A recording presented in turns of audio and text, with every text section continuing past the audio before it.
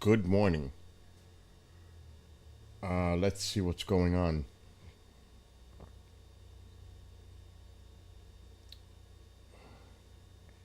And I have to check the station first. Okay, we're good.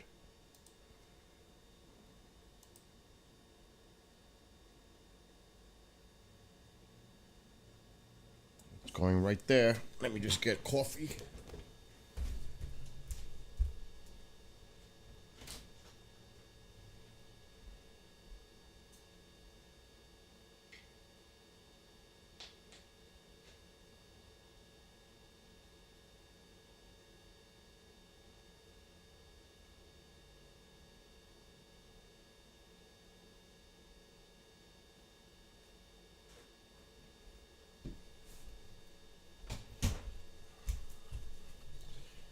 All right, I've got to check everything now.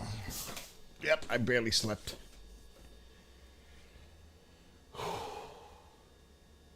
Okay.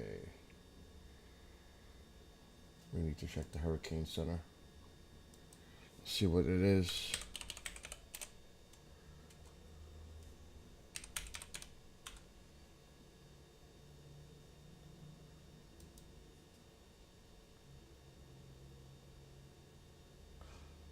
Oh my God. It's 155 miles per hour. Moving northeast at 9. It's a Cat 4, almost a Cat 5.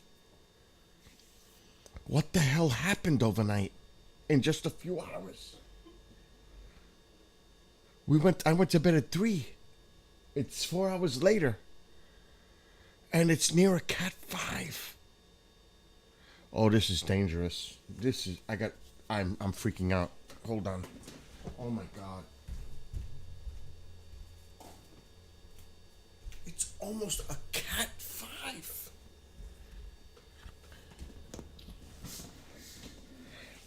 Am I seeing that right? 937 millibars. Holy sh...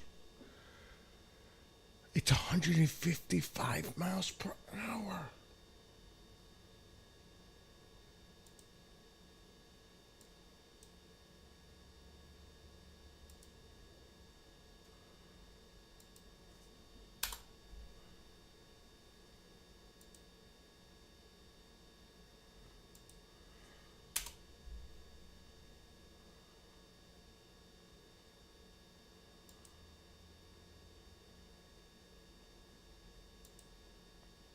Holy shit.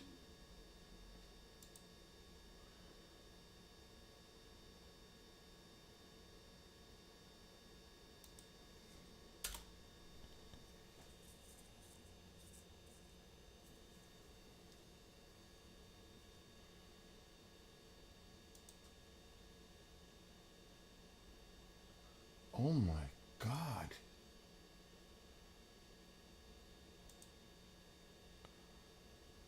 This is devastating. I couldn't sleep. Now my instinct was telling me, oh my God.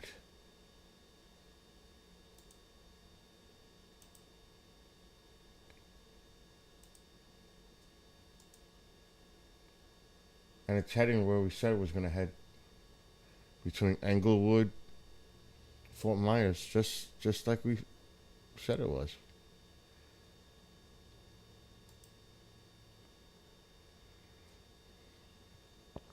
Oh my God. This is very bad for Florida. I am praying. We lit the candle. I'm praying.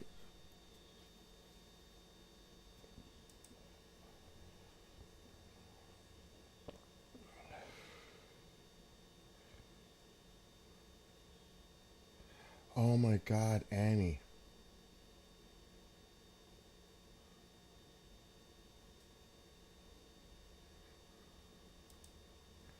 Wow.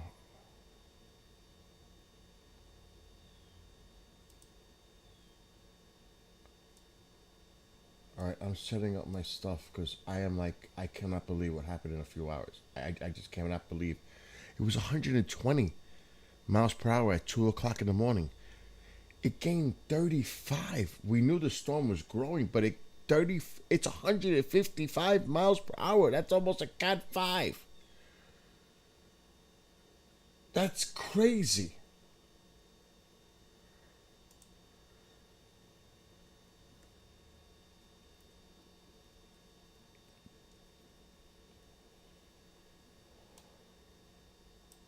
I just hope these people evacuated.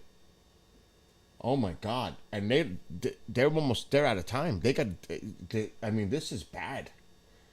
Look at the size of this freaking storm.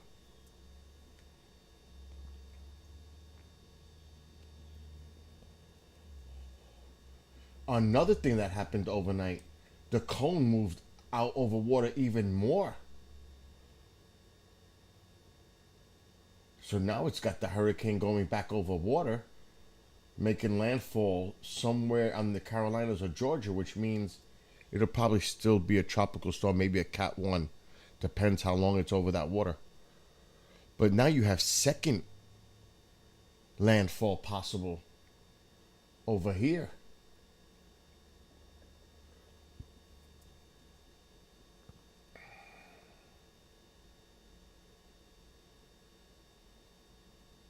Oh my God.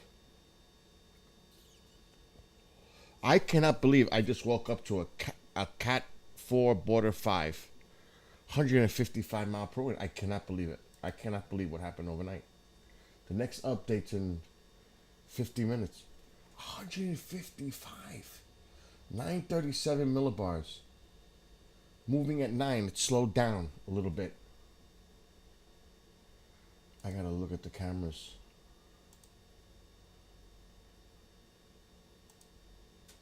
This is Englewood.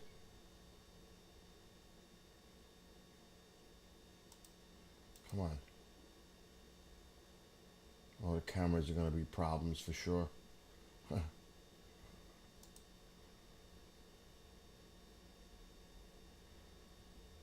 Oh boy.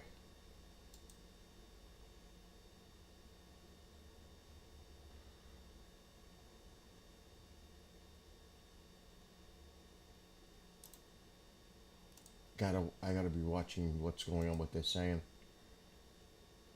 We'll get to this in a minute. I want to look at the cameras. This is Cape Coral. Holy shit. The storm surge is going to be ridiculous.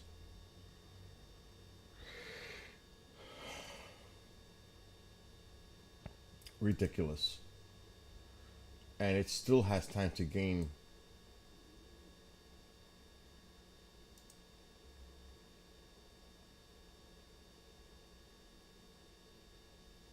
Oh, it's wobbling.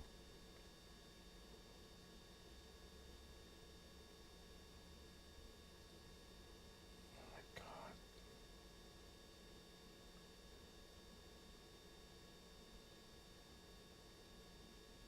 This is going to make landfall in a few hours.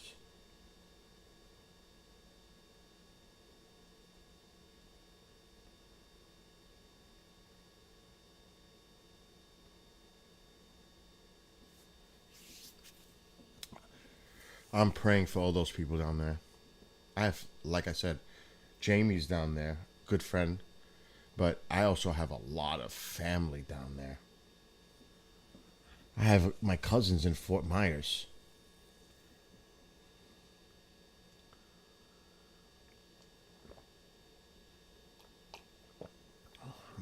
He said he was going to go to a friend's house on higher ground.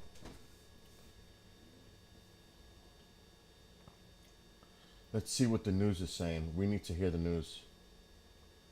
I'm going to mute. Spawning some of these tornadoes. Let's listen in.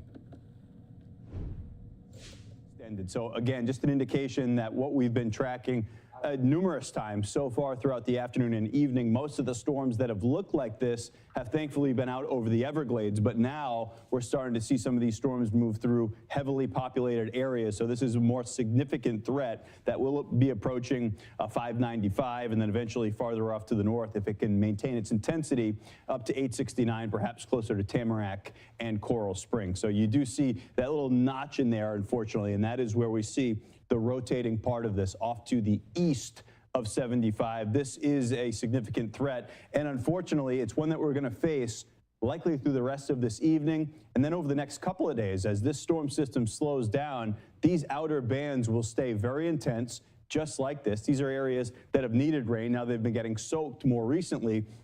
You see a torrential rain threat, which could likely lead to some flash flooding as you see repeated bands moving through. And you also see some of the rotation that's within this storm. That is the imminent threat, the tornado that was spotted on the ground with these. And Kendall, I just want to point out again, with these are quick spin-ups. They can wrap up very quickly. Oftentimes they don't last all that long, but this signature is clearly still there, so that's still a threat. Yeah, it's very impressive. And Ian, what I'm most concerned with is all of the residents that are trying to evacuate right now, that are making their way on very highly traveled highways and interstates, I-75, I-95. I mean, this is what we're dealing with, and this is the concern. This is why we advise residents to get out well in advance of this system, because although we are still awaiting on the actual landfall, which will occur sometime tomorrow evening, we are dealing with the effects tonight. And this is very serious as we have an observed tornado right now. This is for southern.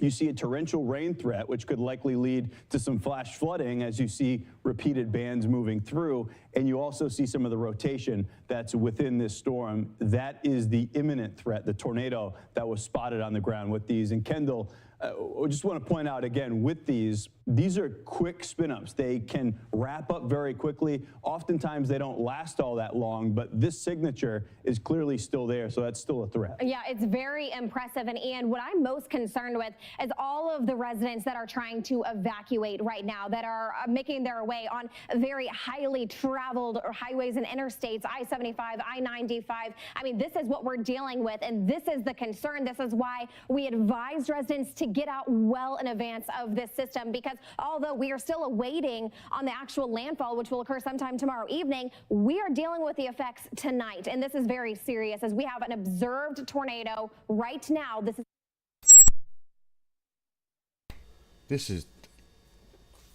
But that has to be old, because tomorrow night it's gonna make landfall in a few hours.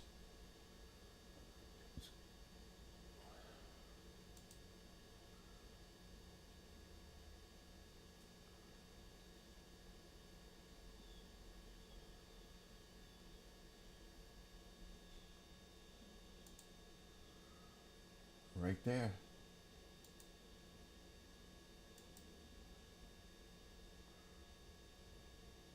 Right there. All right, Mom. Right where we said it was going to make landfall.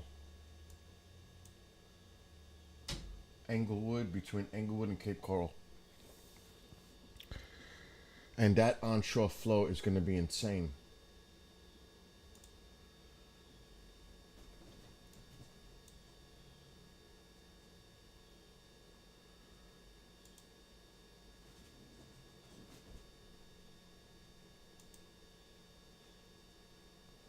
Wow.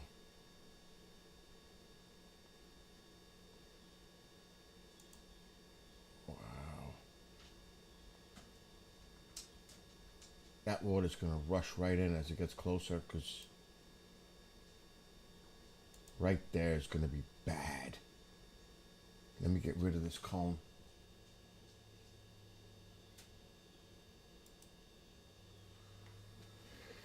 Look at this. That storm surge.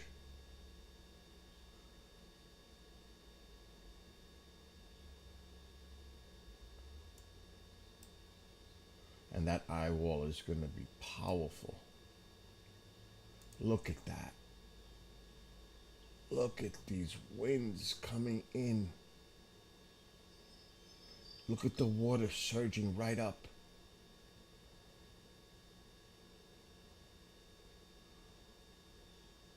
And it's a slow mover.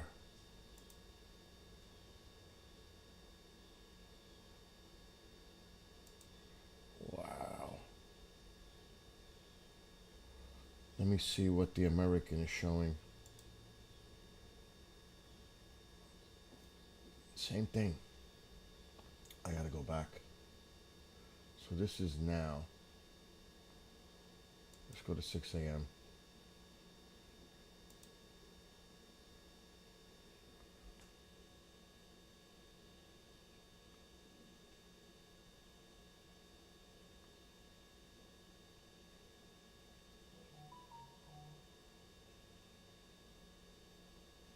All right, stop. Stop. By tonight, it's showing that. I think it's sooner than that. It's going to slow down even more, though. But look at this onshore flow. Look at this insanity.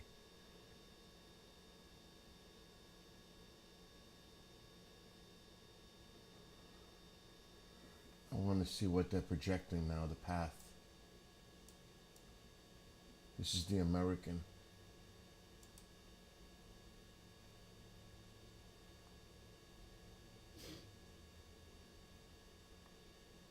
Oh my God, it's barely moving.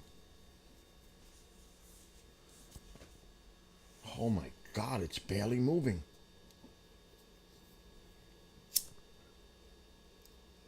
And that onshore flow is still going on. Because it's a big storm.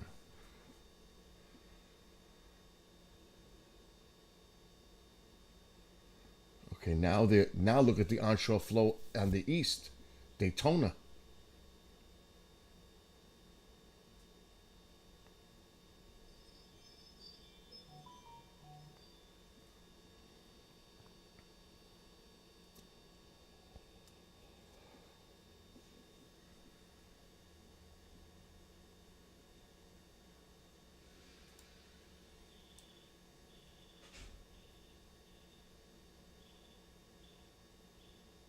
That's a tropical storm. That's not a hurricane.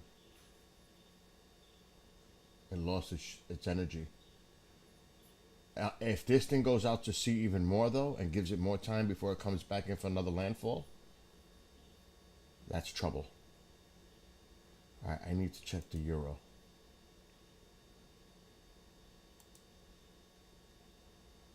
Euro has it almost at the same spot.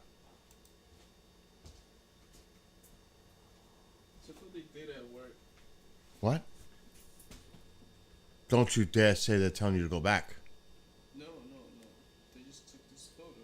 Of you? I just took this photo. You took the photo? No, I took this.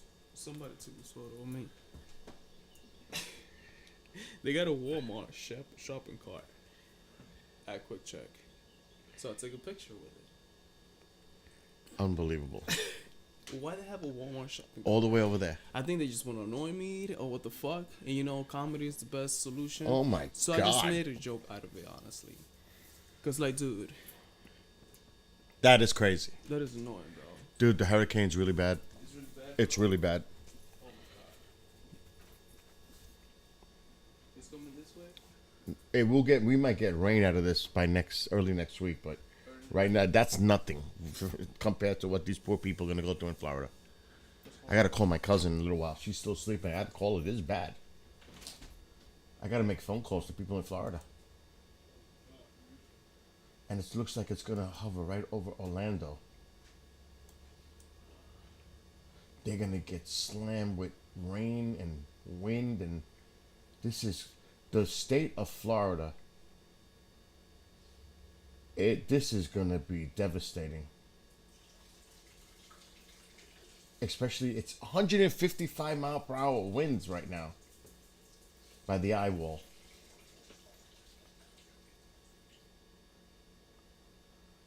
Oh my God.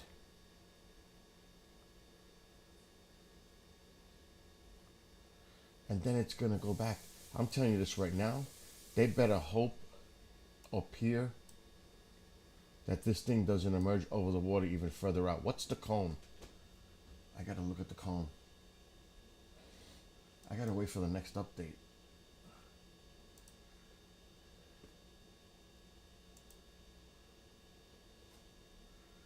Wow, the cone has it over the water a lot.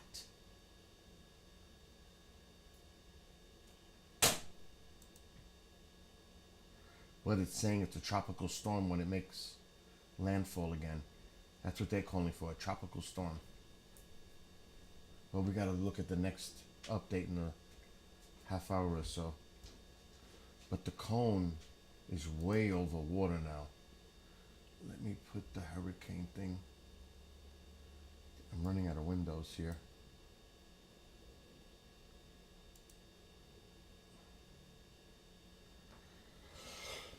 Wow, most of the cone is over water.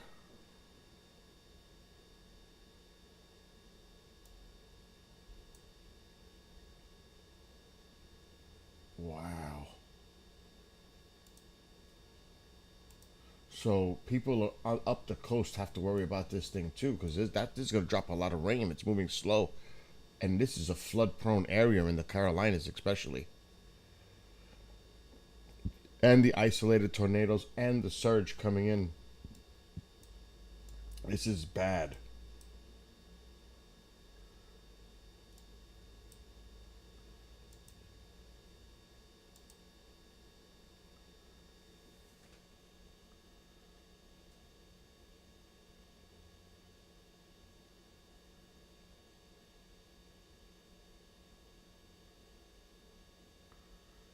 That is one hell of a tight eye.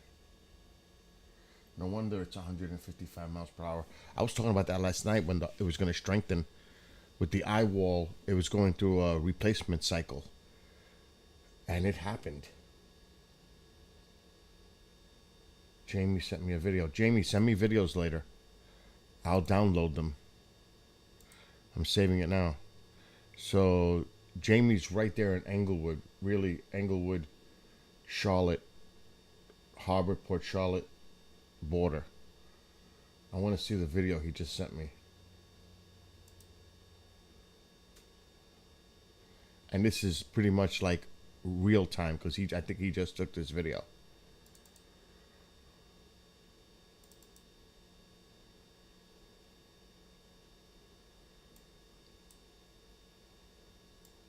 I can't move the thing. Why won't it move? Oh my God. I'm gonna have to play it over. So let's rewind a little bit here.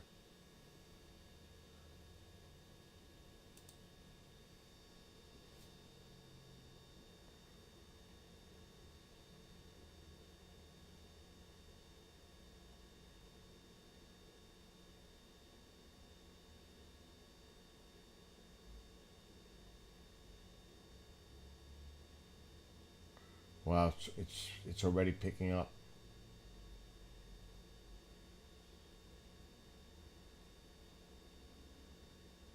Oh my gosh. So Jamie just sent me this video.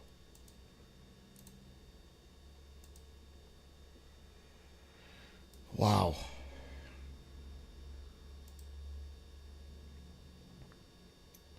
So sun is almost yard already flooded. Not much wind yet. Sun is almost up enough to film.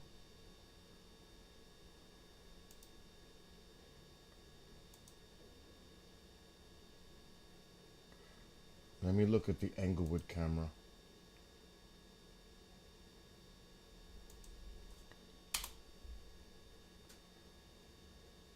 Come on, come on.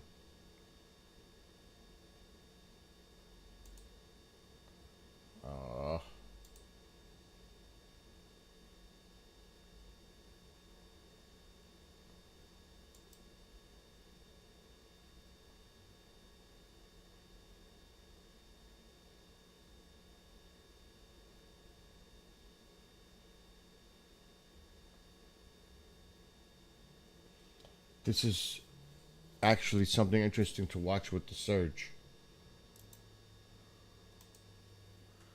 This is Englewood, Florida.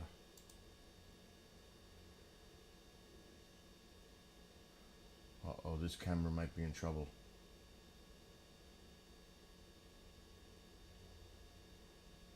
It's not looking good for this camera in the marina.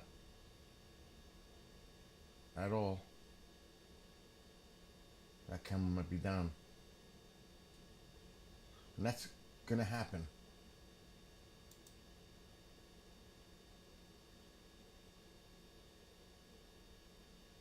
So this is Englewood, Florida.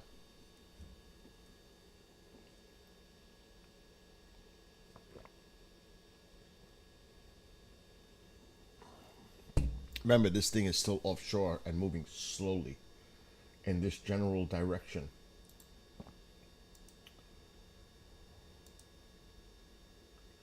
Yeah, we'll get to that in a minute.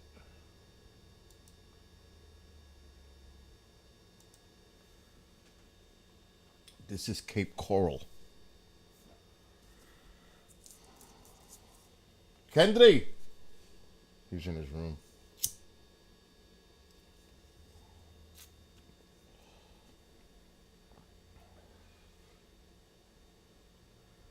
Gotta watch these water levels. Once that surge, once this thing gets closer, it's just gonna really deteriorate.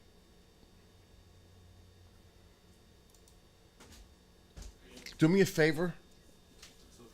Roll some stogs. I'm gonna bring you cigarettes, matter of fact. Bring me cigarettes. You just totally bailed on that. Totally.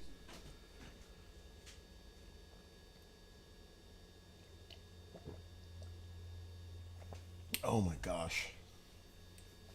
My camera's way off. It's pointing over there. What the hell's going on? I'm afraid to stand on this platform. One day I'm going to flip and fall. No joke. I'm going to flip. It's going to be ugly. It's going to be very ugly.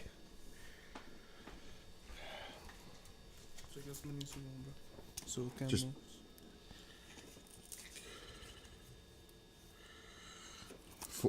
four is good. You going to sleep? Back to sleep? Let me know when you wake up.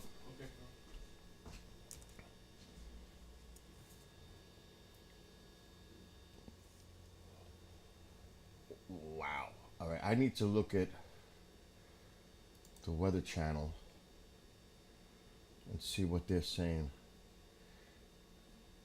I have a lot of windows open here.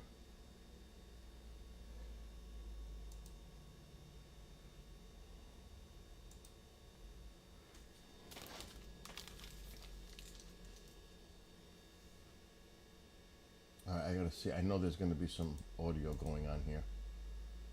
We have to kill this audio.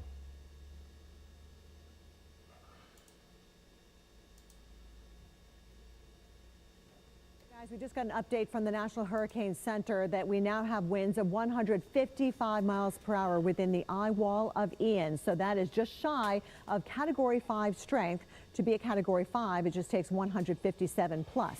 So we're at 155 now, a high-end Category 4, closing in on the coastline of Florida.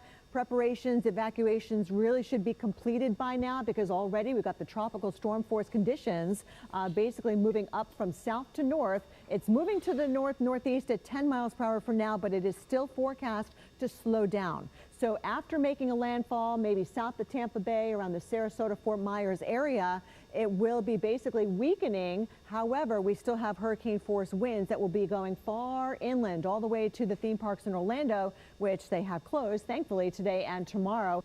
Ian is a very large and powerful storm with a very large wind field. Right now, hurricane force winds extend out about 40 miles. Tropical storm force winds extend out 175. Holy sh!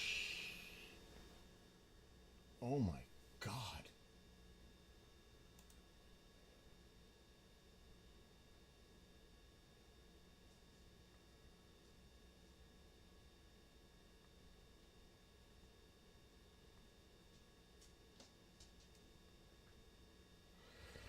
Wow.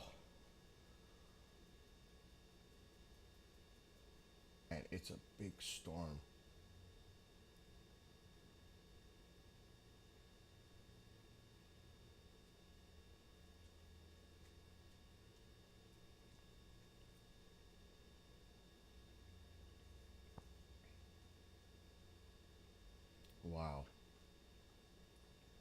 we definitely got to watch the update coming out soon. At this point,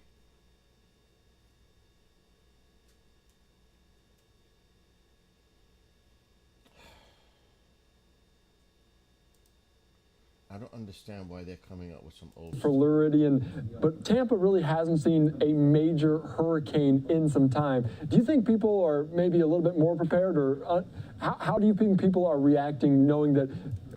All right, I know what's going on. This is not live. That's why. Streamed 11 hours ago. But they'll be back. But this, they probably started another stream.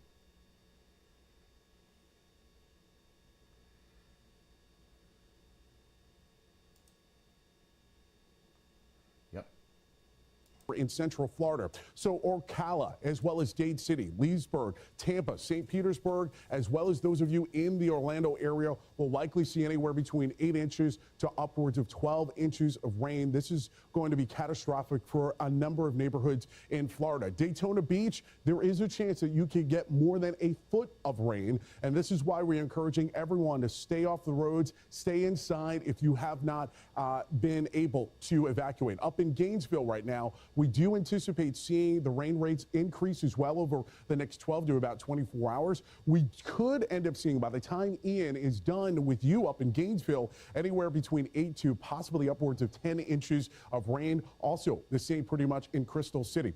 Want to talk a little bit about the tornado threat with this. Anytime you talk about hurricanes making landfall, that is going to increase the amount of wind shear. Wind shear is a change of wind direction and speed with height.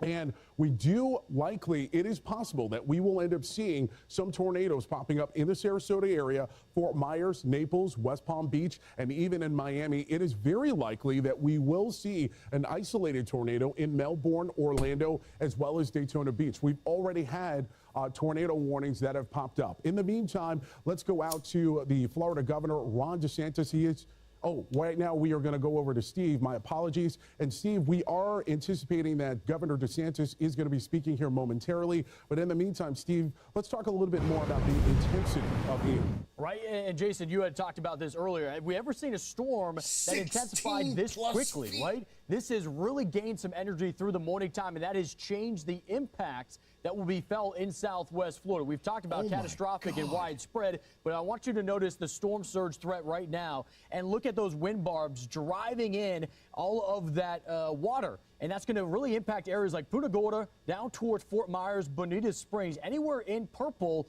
that looks at a storm surge up to 16 feet and could be even greater than that. And we want to bring in the tide cycle because that plays an important factor. I said right that last around night. noon, that's where we're going to reach low tide at some of these locations. That's not going to mitigate any of the storm surge threat. The problem is this. Look at the high tide. The high tide comes in for Fort Myers later on this evening. So all of that water has been driven in, and it's not having any chance to release back out because of the wind. We'll show you some live visuals there of Fort Myers. And then you have the high tide that could accentuate some of the concerns there later on this evening as this drives inland. Now, when you look at that visual from Fort Myers, notice how the bridge is elevated. That is fine. We're talking about those barrier islands and areas that are within 20 miles. You're going to feel the storm surge threat. And then we'll see the ebb and flows as this releases back out as the tide cycles continue into tomorrow. So looking at this on radar right now, a healthy eye wall on the northern aspect of this. Not long from now, we're going to be starting to see that land friction play a factor and actually the tightening of the eye wall itself. Earlier this morning, we saw it in a diameter of 35 miles wide. And that was after the eye wall replacement cycle that took place yesterday evening and made this a really broad system. As we bring it in right now, slowly and gradually tightening. But just as we had talked about the figure skater analogy, whenever you start to see something tighten up, the winds will also ramp up. And in this area right here in the northern eye wall, that is where we've had the hurricane reconnaissance mission go through, and they had wind gusts up to 185 miles per hour. So we did have the sustained winds at 155, and that's consistent as of right now. Their first pass through, which came through the southeastern or southwestern portion, that's where they had that 158. which would put it at that Cat 5. But what we've talked about is regardless of the category, the impacts are going to be felt. There is that peak, by the way, that just went off of our charts. That's that 185. Then you saw it come back to a Cat 3 as they flew through it again. What we're looking at here is they're leaving this mission out to, or they're leaving the eye wall, wrapping back around, and they're going to be coming back in through this eye wall again. But look at all this plume right here of purple. That is showing you the healthy energy in these thunderstorms that are on the southern quadrant of this. The reason why that's important to note is because that is what's going to accelerate all the way into the areas in southwest Florida. This area is the Florida Bay. That is where you're going to have swampy conditions for the Everglades. So that's not the concern. It's right here, I-75 lifting to the north. That is where you have Bonita Springs up towards Fort Myers. And right in here, these are those barrier islands. That's Sanibel Island. That's where we've been talking with, just inland of there is where Robert Ray is. He's at Fort Myers Beach. And the reason why we had those evacuation orders earlier, we want to go now to the capital of Florida. That's going to be Tallahassee for Ron DeSantis. He's going to give us an update on everything that's happening with Hurricane Ian. Let's listen in. 7 a.m. Hurricane Ian is located roughly 80 miles south-southwest of Charlotte. What the hell happened? Category 4 hurricane with maximum sustained winds of up to 155 miles per hour. That is knocking on the door of a Category 5 storm. We expect landfall in southwest Florida later today as a major hurricane and will slowly move across the central Florida peninsula before exiting the northeast Florida coast probably sometime on Thursday. Much of southern Florida is already experiencing impacts from the storm as it moves closer to landfall. There have been several tornado warnings issued during the overnight hours, and we expect to see that continue today.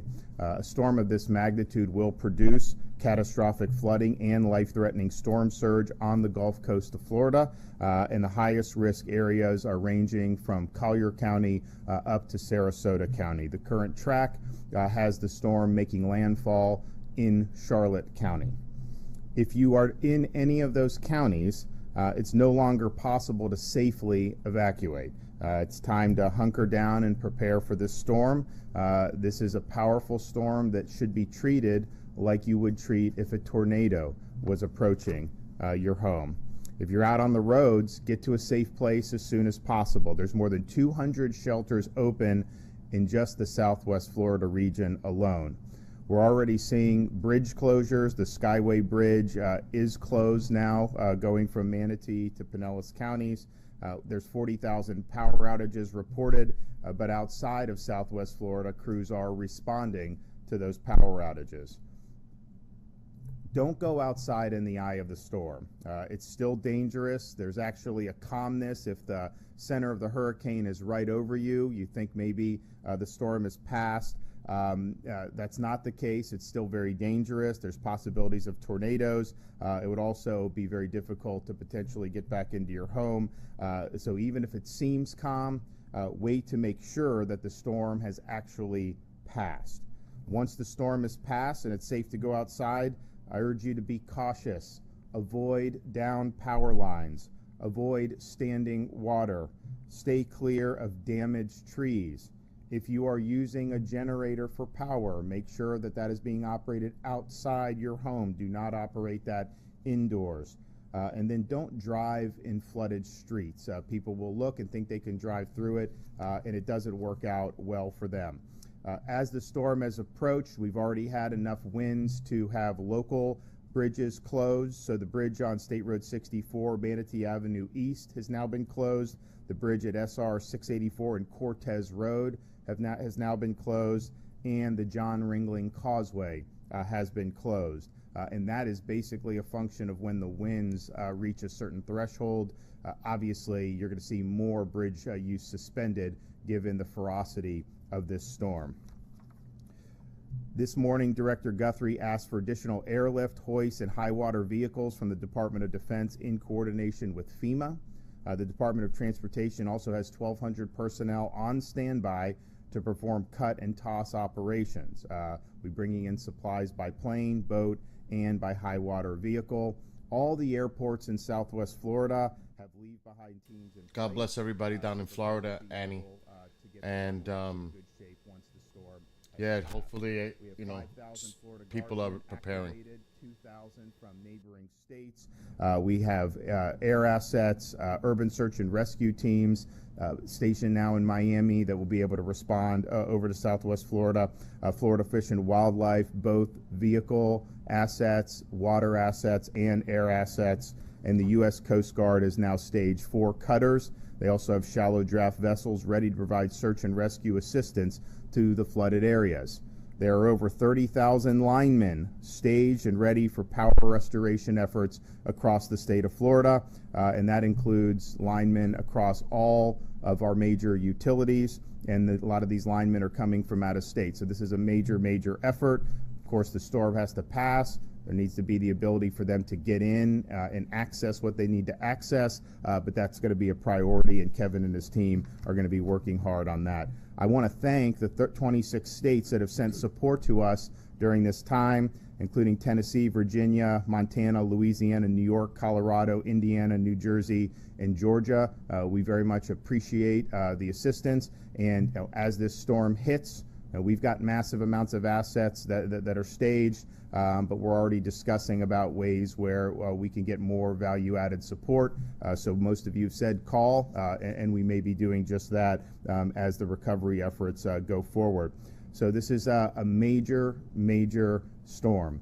It's something that we knew was going to be significant. The strengthening of this over the last night, has been really, really significant. It's potentially that it could make landfall as a Category 5, but clearly this is a very powerful major hurricane that's going to have major impacts, both on impact in Southwest Florida, but then as it continues to work through the state, it is going to have major, major impacts in terms of wind, in terms of rain, in terms of flooding.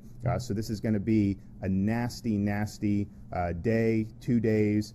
Probably we think now it will be exiting the peninsula sometime on Thursday. Yesterday, based on how fast it was moving, thought maybe it would be till the wee hours of Friday morning. So this is going to be a rough stretch. We're here to respond to the areas that are affected once the storm is passed. Local emergency responders are standing by, ready to go. I think most people heeded the warnings of doing the evacuations in those very sensitive locations, but not everyone may have done that. And so we understand that a storm of this magnitude, there's going to be a need, to begin those rescue efforts apace. Kevin Guthrie is here for an update from Florida DEM. Thank you, Governor. Hurricane Ian, as the governor has mentioned, is projected to make landfall this afternoon on the Charlotte County coast. This will cause life-threatening storm surge, flooding. Tropical storm force winds will be felt throughout the entire state, and even isolated tornadoes.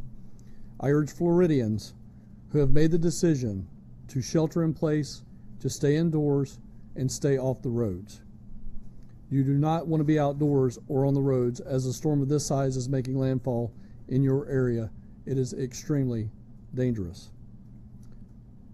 If you have battery-operated or hand-crank weather radios, you should be checking them now, changing the batteries, making sure that they work. Power outages will occur. If you get a weather alert for a tornado, and as the governor has already mentioned, if you're in the Southwest Florida area, you should make the same preparations as if it is a tornado going over your house. Get to an interior room, free of windows. Have stuff to be able to protect your head and body from the debris, such as a blanket, sleeping bag, mattress, or even potentially helmets. If there are flash flood warnings in your area, remember, it is never safe to walk or drive through flooded areas. We continue to coordinate with all of our electrical partners. As the governor's mentioned, there are over 30,000 linemen staged throughout the city, from north central Florida all the way down to Miami. As areas in South Florida and the Keys begin to experience power outages, remember to contact your service provider, not 911, for power restoration. You can also keep your refrigerators shut, open them as little as possible to help preserve your perishable items. If you're using a generator, as we've been saying now for days, Remember to keep it elevated, on a hard surface, away from doors and windows, outside of garages. This will help you stay safe. If residents have any questions about resources for Hurricane Ian, I urge them to reach out to their local emergency management or public safety office. This storm is here. It is imminent. I can tell you it is a Cat 4 hurricane, nearly a Cat 5. I know all of the emergency management directors in Southwest Florida very well. Combined, they have over 200 years of experience. They're preparing and they're expecting a Cat 5. So please stay indoors, stay away from windows, get to an interior location of your house. If anyone has any questions and they still have phone service, if you need to contact the state to ask for assistance, we have a cell assistance information line. That number is 1-800-342-3557. That is 1-800-342-3557. As always, please follow us on our social media at Facebook and our Twitter page at FLCERT.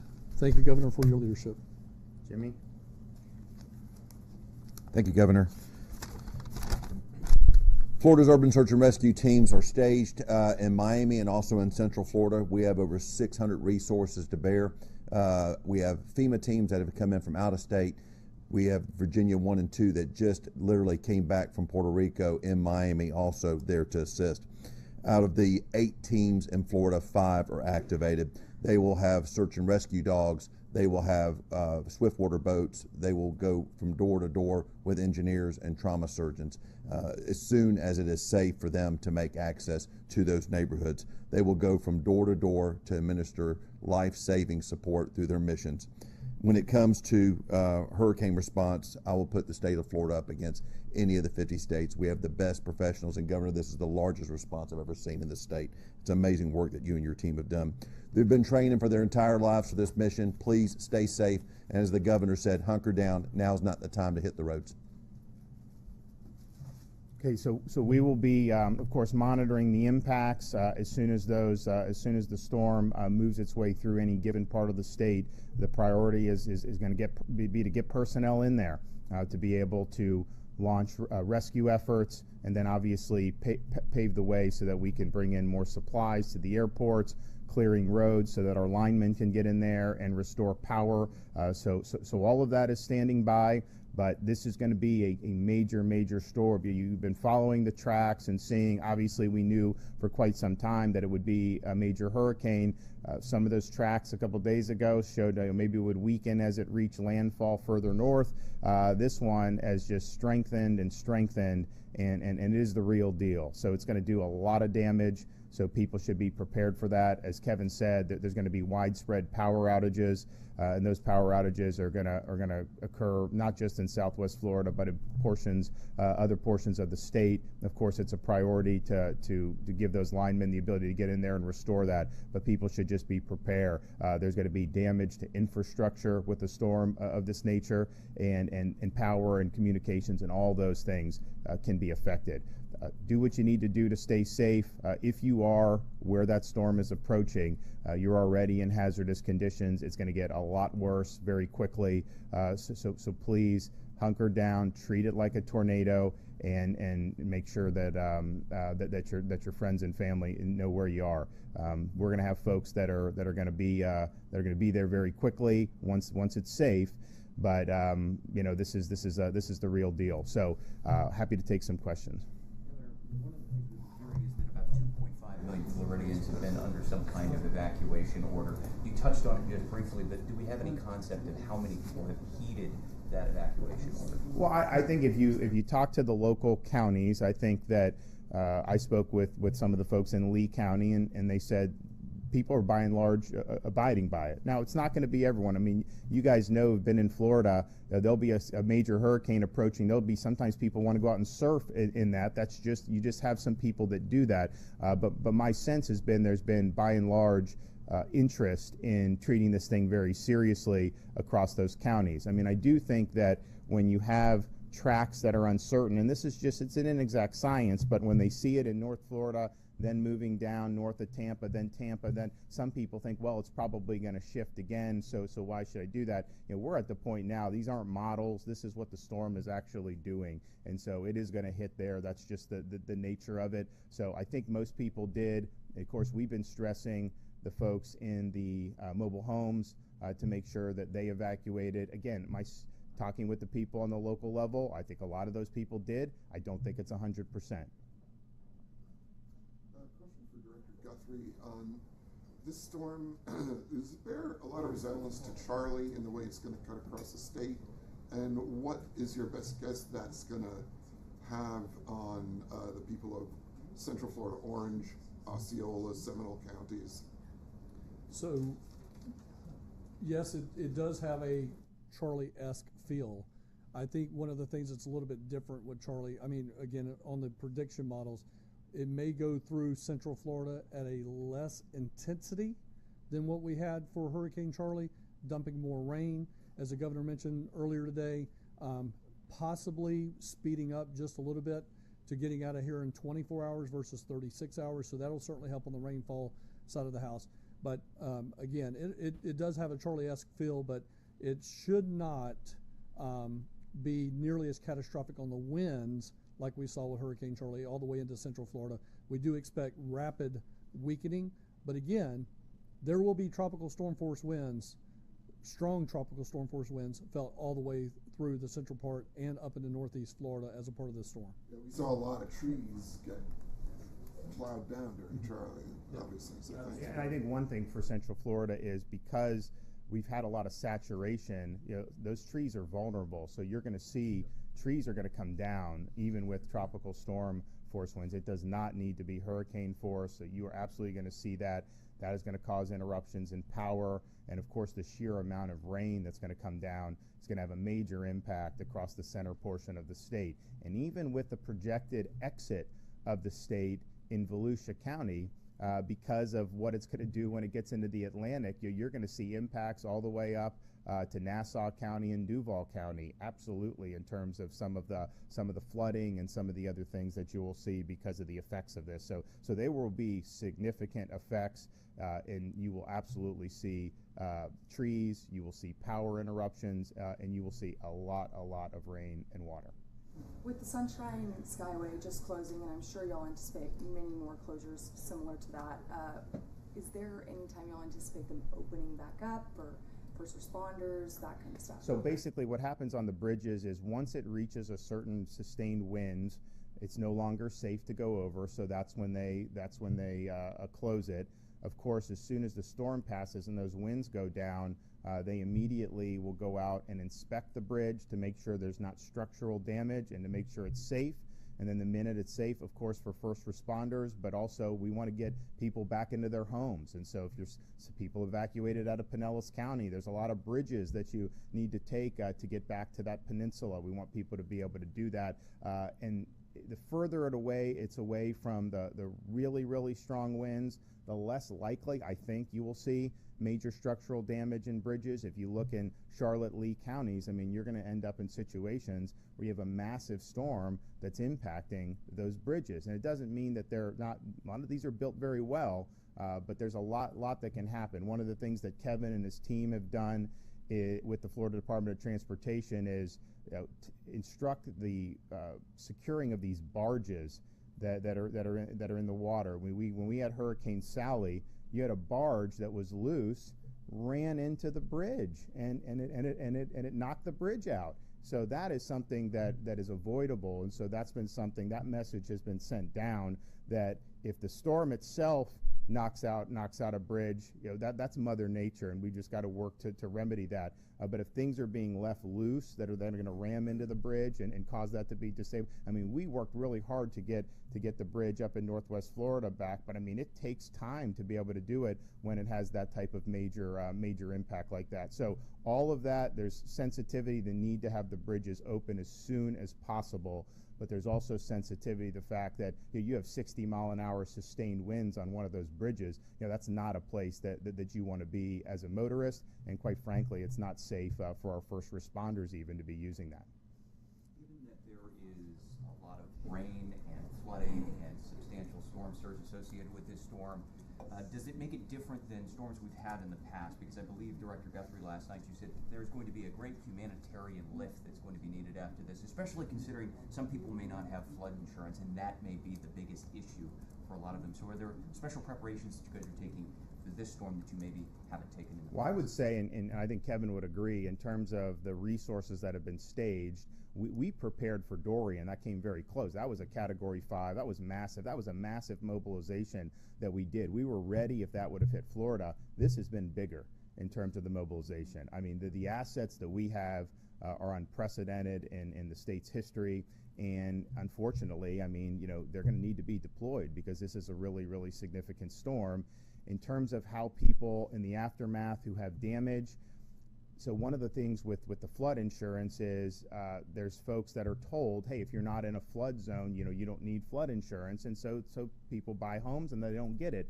But the fact is that there are places outside of, quote, flood zones where you absolutely, in an event like this, could be impacted. So FEMA does have programs that can offer support, but the FEMA's support is not going to be equal to what you would have gotten in a flood insurance policy. And so that's going to be something that we're going to have to look very seriously at in terms of what the impacts are of that. There's a lot of folks that have a homeowner's policy, and sometimes they're told that could also be for flood, and those are just different policies. The homeowners is from the wind, direct storm damage, the flood insurance obviously from rising waters. There will be debates in people's policies about, okay, you had a Cat 4, maybe even a 5 hit. Yes, your home got flooded, but is that also direct storm damage and not flood, and can your homeowner insurance? So that'll be good. I know Jimmy will be involved in doing that to try to help Florida consumers. But yeah, there's going to be a lot of fallout from this in terms of getting people back on their feet. But that's why we've done the mobilization that we've done. Right now, it's about safety. I think most Floridians made the proper precautions to keep themselves safe. The ones that didn't, that may end up in harm's way, there's a lot of assets that are staged, and those are going to be deployed because we want to help people. I mean, even if they made a different decision, you know, we're all in this together, we're going to do that. Once that kind of life-saving part of the operation is concluded, you know, it's all about getting people back on their feet. And there may be some people that had nothing more than just losing power, but that's important to get them back to normalcy. You know, there's others that may have really significant structural damages to their residence. You know, they're going to need assistance, and so all of that will be part of what will be, you know, really an unprecedented effort in the history of the state. I'm going to be, you know, traveling into North Central Florida today to be able to meet with a lot of the linemen that we have staged. I think it's important to just thank them for what they're doing, because their quick response, be able to help get people back on the grid, really helps with the entire response effort. You know, if you have everyone no power for weeks on end, like we have had in other storms, you know, that makes everything else that we're doing difficult. I mean, I've been through these storms, you know, prior to being in elected office, and it's like, okay, you know the power is going to go out, but then after a while, you know, people just start to get antsy. It's human nature. And so the fact that they're here in really huge numbers, ready to go down and descend, they're not only doing their job, they're performing a public service for us. So we're appreciative of that, and we're going to thank them for that, and we will get them deployed. Kevin, FDOT, they're going to make sure that those roads get cleared as soon as possible. Now, some of that is going to be very, very difficult, because you're going to have a lot of debris, you're going to have a lot of trees. I mean, just think Hurricane Michael, there were some places at Category 5, I mean, it's like the whole forest came down almost on some of these roads. This is knocking on the door of that, and it's going to cause a lot of damage. And so that's going to be a huge priority. It's going to take a lot of manpower, but we're going to use the resources that we need to get it done. Okay, thank you.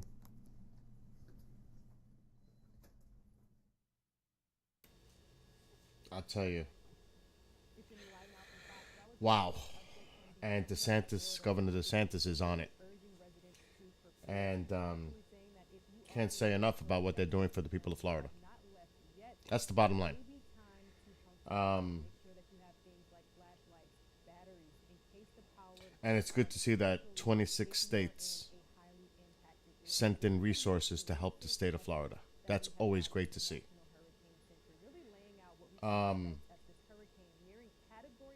I cannot believe it's near a Category 5. It's 2 miles away per hour from a Cat 5. Oh, speaking of that, let's see if the latest update is out.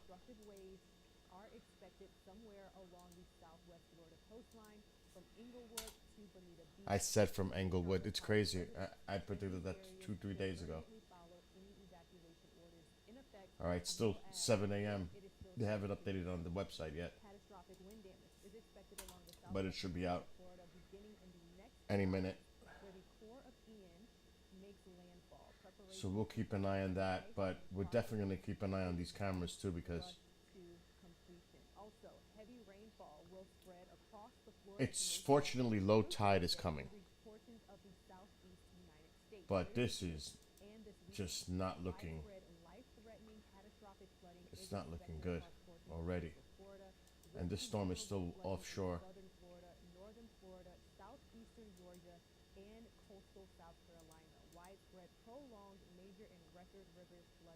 Is expected across Central Florida.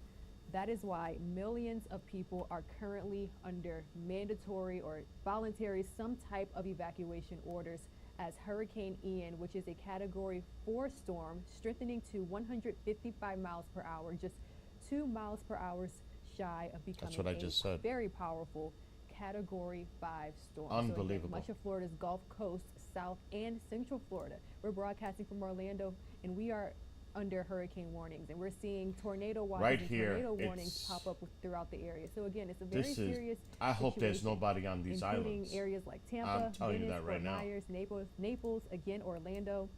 We can all expect some type of wind, Englewood, rain, and storm surge for Hurricane Ian. all Now, given this, Florida's unique coastline, this and policy definitely lends itself Charlotte to the state Harbor, being put highly Charlotte all up in susceptible here. to storm surge flooding during hurricanes. This Several whole counties area.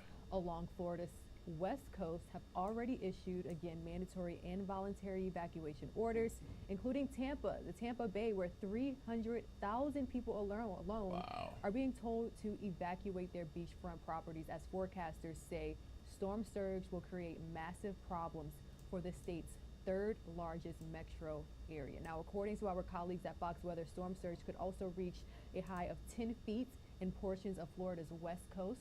Through the entire western Florida coast is again susceptible to some type of storm surge. Now, That audio storm is surge very low. is the rise of water levels caused directly by a storm, and it does not take into account rainfall or wave size, which can add additional feet on top of the storm surge. This is exactly why we are in wall-to-wall coverage, guys. This can be a potentially life-threatening situation as we continue That to take audio this is live not now. too Look good. from our XRAD weather radar. You can see the eye of the storm is still in the Gulf, but again, very slowly at 9 miles per hour, it is barreling towards the state of Florida, nearing a Category 5 hurricane. At this time, let's go ahead and touch base with our local news partners in Orlando, Florida. Here's the latest from Fox 35.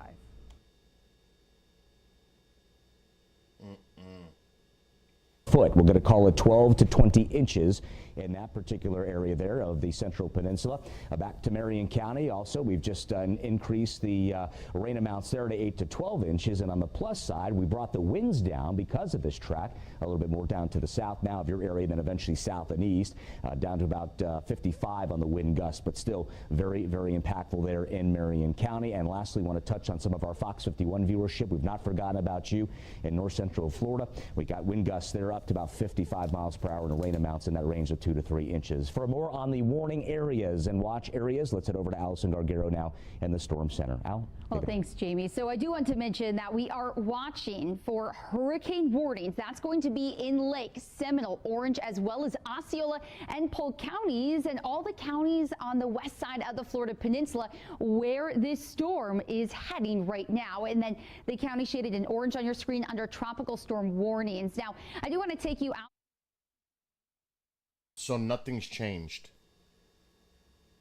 It's still 155 miles per hour as of 8 o'clock a.m. Eastern. 155. The pressure's still at 937 millibars. And it's moving at 10 miles per hour. North-northeast. So 10 miles per hour. So north-northeast, just like what is projected here, which would put it right here. And that storm surge is going to be really bad with a borderline Cat 5. And it's moving slowly. It's not good.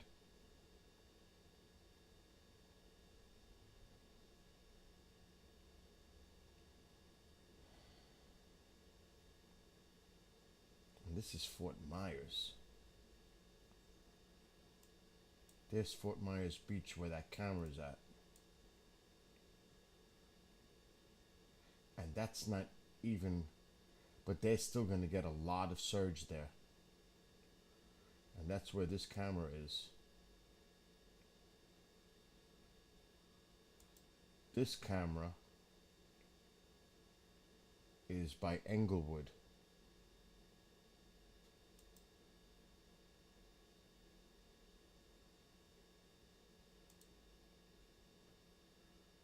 Looks like it froze. It's not playing. There it goes. So this is near Englewood.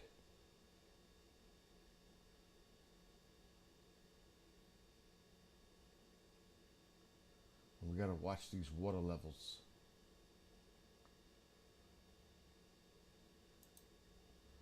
And it is gonna be low tide at 10 something a.m. They're more worried about this evening's high tide. But, my God. Cape Coral.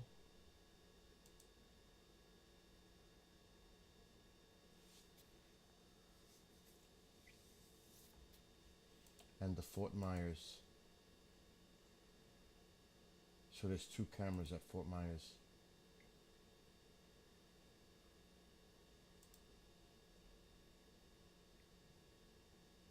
I don't think the landfall is necessarily going to be up that north.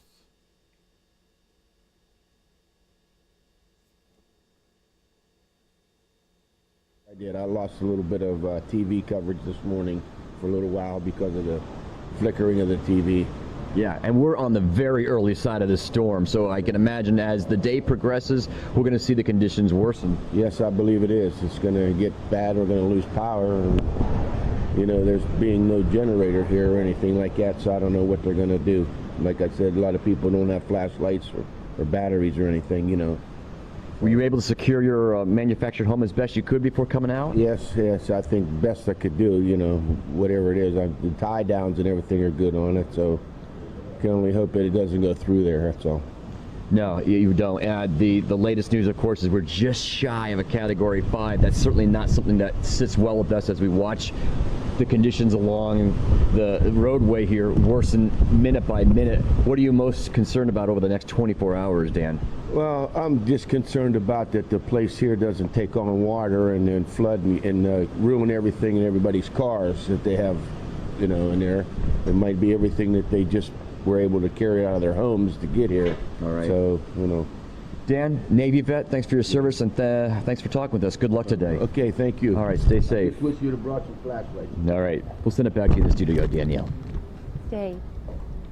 All right, let's get on over to our team because we do now have a tornado warning in effect. Guys, take it away. We do right now, and Allison, I'm going to go ahead and head on over to the touchscreen. Guys, will you take me on camera 2, please? 2, please.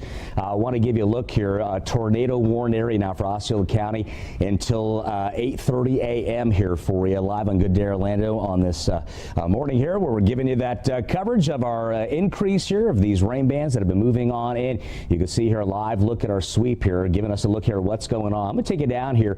That's right around Yeehaw Junction, south end of the turnpike. There's 441 right there.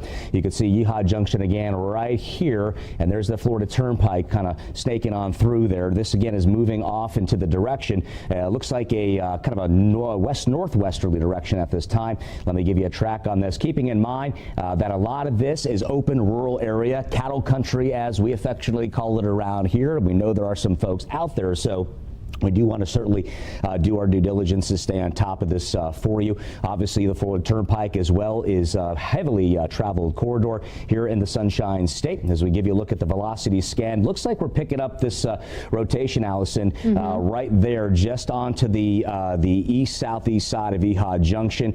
Right now, it looks like very heavy rain. This looks like a tornado warning as well that is expanded into portions of northwestern Indian River County. This is going strong until 8:30. So we're on top of this for you. Allison, we're going to go ahead and take a look at what you've got brewing up right there. I want to look at the inbound and outbound storm winds now coming toward and away from our Fox 35 storm tracker radar. What are you seeing there? That's exactly right, Jamie. So when we see these bright greens and bright reds on your screen, that's when we could be seeing some rotation in the atmosphere. So we do want to take you into our Fox 35 storm tracker radar. It is scanning those skies. This is a tornado warning until 8:30 this morning. So we still have about 20 minutes there, but the winds are going to be very strong. We talk about rotation in the atmosphere. Well, just think about what is brewing right now, Hurricane Ian. So we do have a lot of that. As for winds inside this, 27 to 36 mile per hour winds centered inside this storm. So it is a tornado warned area. It's going to be just to the south of Yeehaw Junction and just to the east of Florida's Turnpike. So if you do live in this area, get to your safe place. We want to make sure everybody is staying safe. Not only is there the chance for that upper level rotation, but also seeing some very heavy rain. So the pink color that you're seeing on your screen showing anywhere from 4 to 8 inches of rain per hour. Now, I do want to mention that that's if this storm wasn't going anywhere, but it is going to be moving off to the north. So we talk about some heavy rain bands from Hurricane Ian, and this is exactly what we're seeing. I'm actually just going to step off of the screen real quick so that we can go in and talk about those winds inside this storm. Now anywhere from 16 to about 29 miles per hour, again happening just to the south and west of Yeehaw Junction.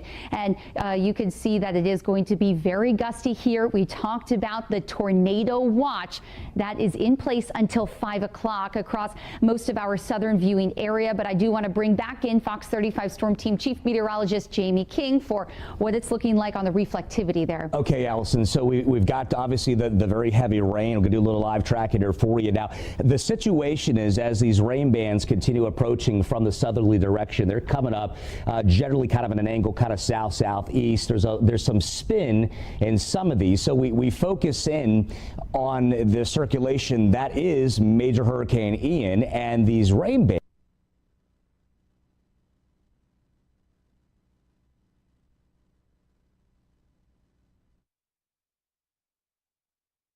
So it looks like they had a problem with their feed in Orlando.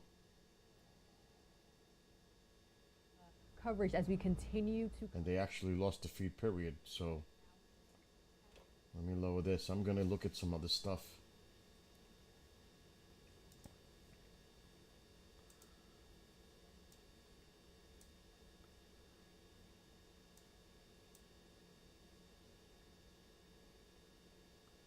It's moving at 10.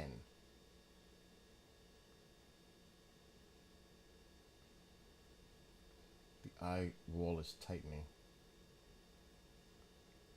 And this is a big storm. I mean, look at that. Look at the size of, oh my God. Look at those thunderstorm cloud tops. That's intensification. I gotta look at that again. Look at that. Look at the blow up around the eye.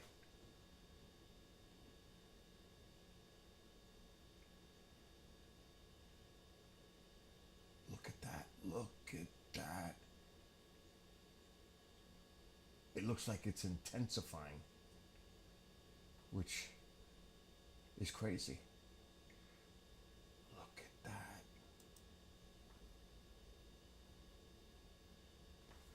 The eye wall is intensifying. See that? These are the cloud tops. And when they appear like that, that's higher cloud tops, means strong. And look at the inflow. Look at this. I gotta put the radar. There it is. That is a strong eye wall.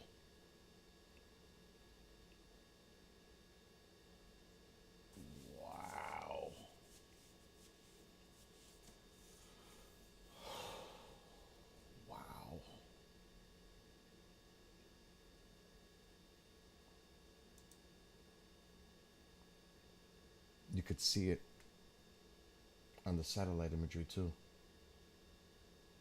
It's right in there. This could be a Cat 5 when it makes landfall. It could be a low Cat. It doesn't really matter right now. Cat 4, Cat 5, it really doesn't matter.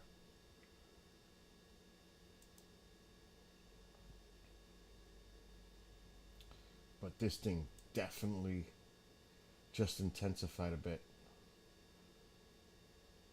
Right in the eye wall.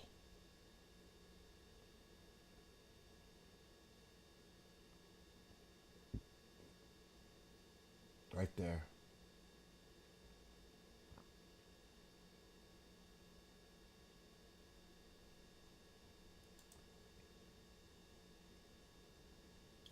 And it's interesting to see these cameras because you could see how the water is being pushed up. I've been watching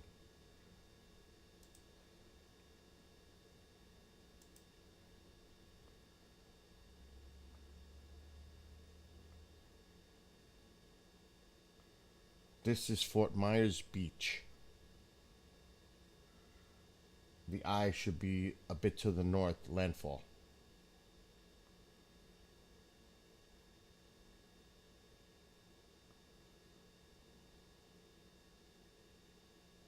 I wonder if there's any sound associated, but I still got the sound.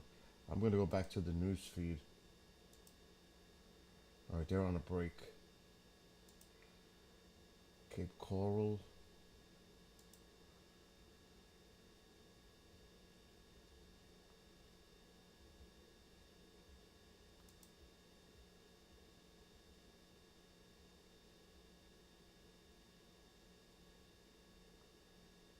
It's getting so close now.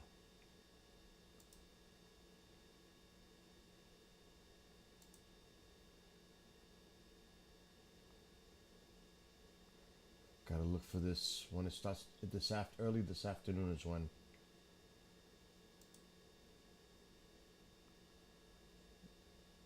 All right, I'm gonna put the audio back once they come back from break. And dropping again feet of rain. So in recent years, we've actually been seeing more of these slow moving storms than in recent years past. So this means an increase in damage and devastating impacts. This is exactly why Florida residents have ordered 2.5 million people to evacuate. Forecasters and officials continue to warn residents to heed precautions. Just a little while ago, we did hear from Florida Governor Ron DeSantis, who says now may be the time to buckle down and make sure that you all are prepared if you chose to ride this storm out. Now, it is likely that we will see gusty downpours, reduced visibility, flooding, and again, storm surge. You want to make sure that you're not doing what these guys on your screen are doing. Now is not the time to view the conditions at the beach. It's time to make sure that you are in a safe area. Again, millions of Floridians ordered to evacuate. We'll check in with our local news partners in just a bit as the storm continues to make its way towards Central Florida. But again, let's go ahead and revisit our XRAD weather radar because we are tracking hurricane force winds, flooding, storm surge, with the possibility of tornadoes. We are currently in a tornado warning in Osceola County in Florida. This area is just outside of the Orlando area. Again, Osceola County is currently under a tornado warning. So now is the time to make sure that you are in an interior room away from windows, preparing for a possible tornado in your area. We have to make sure that we heed all precautions. We have these standards in place for a reason. Also, if you are not in a mandatory evacuation zone, or if you chose to stay at home, now is the time to make sure that you are prepared because we will, again, see things like down trees, down power lines. So charge up your cell phones now and make sure that you have rechargeable batteries.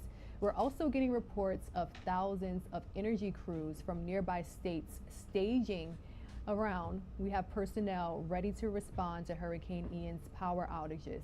Additional line workers and support personnel from Indiana, Kentucky, Ohio, they're all staging across the state of Florida, standing by to assist and restore powers.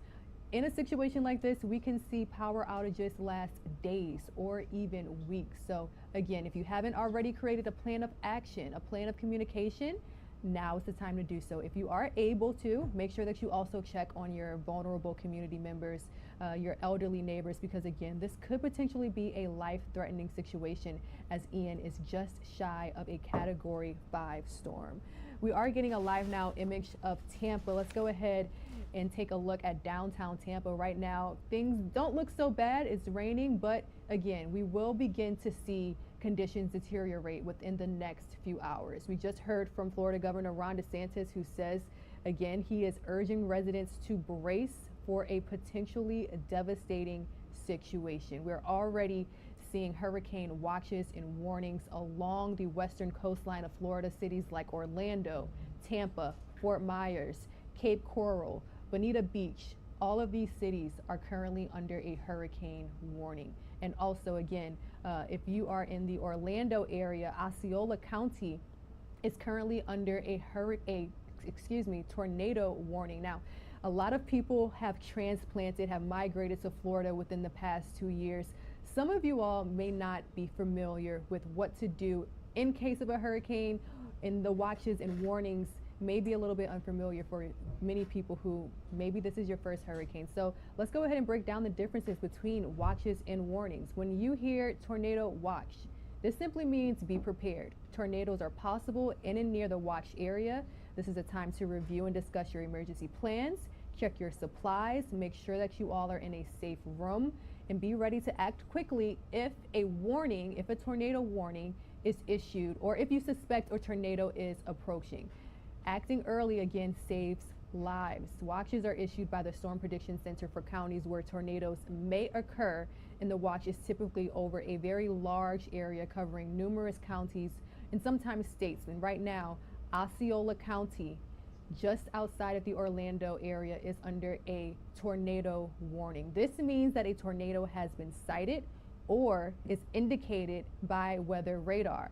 That means that this is of imminent danger to life and property. At this time, you should move into an interior room on the lowest floor of a sturdy building, avoid windows, and if you're in a mobile home, a lot of people are in mobile or manufactured homes.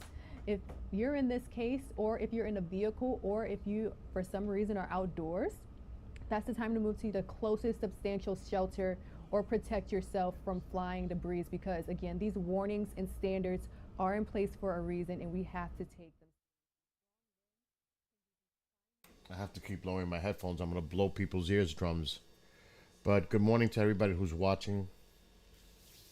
This is a very, very serious situation for the state of Florida. And the storm surge,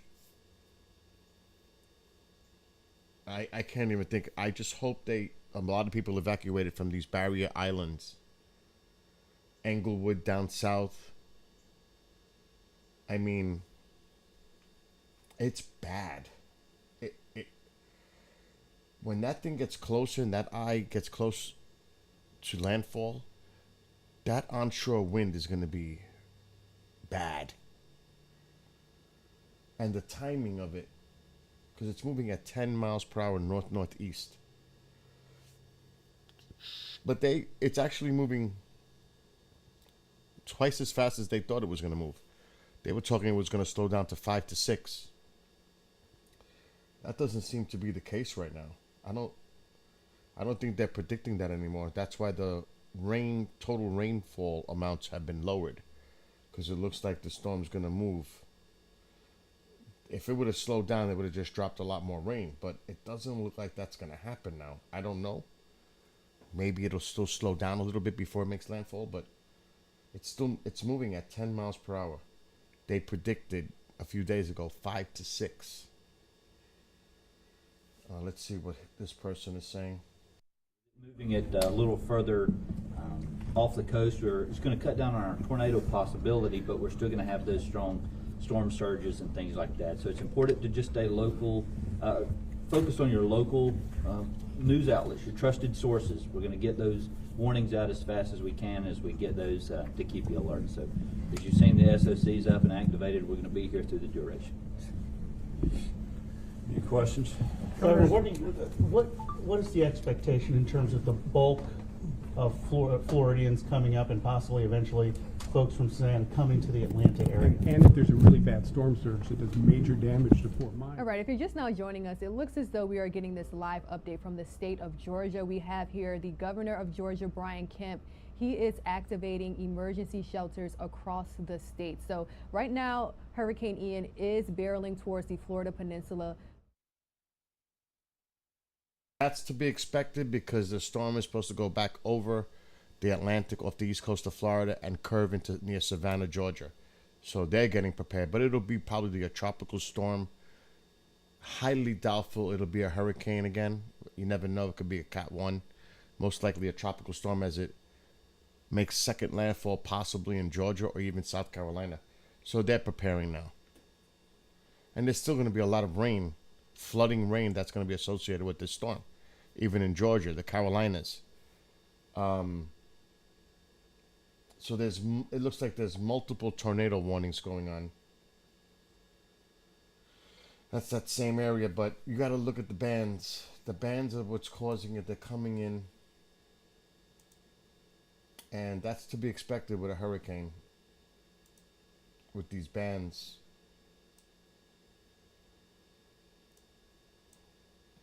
And that's what's causing the rotation. So you're going to have this.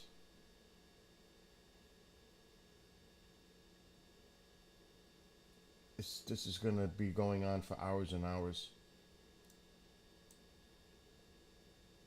So unfortunately, that's part of it too.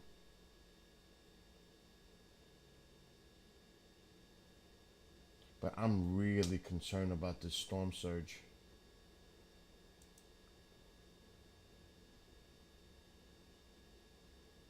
Fortunately, right now, it's approaching low tide. But still, it's going to push all this water in. High tide, I think they said it was 6 tonight, somewhere around 6 p.m.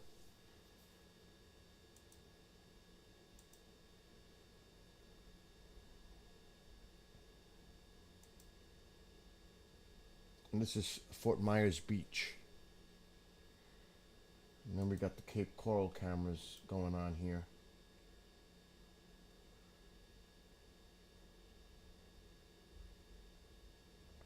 And these are the Englewood Cams.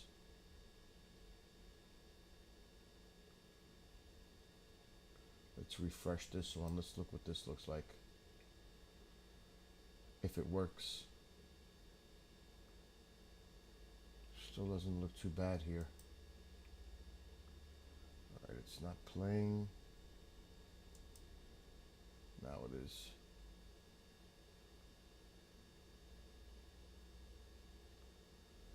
So this is Englewood. And this is the areas that the eye is most likely going to make impact between Fort Myers and Englewood.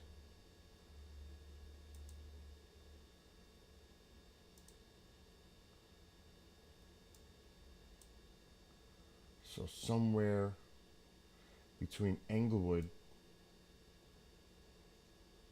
and Bonita Springs, but somewhere in here, this is probably going to make the landfall.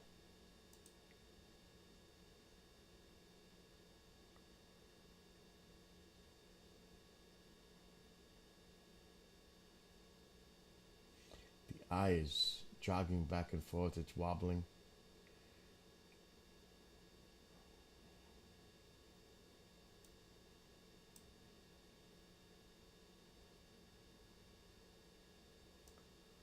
It's getting so close.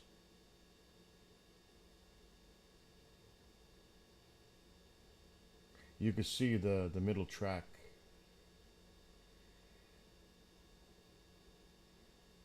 And it's pretty much on that track right now.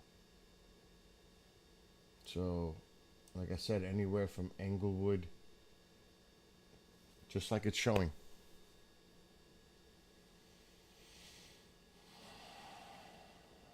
And Fort Myers Beach is down here a bit. Come on.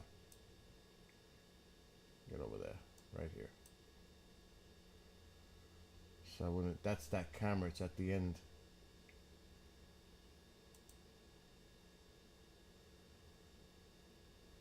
Just to give a little perspective. So the eye is expected to be north of that.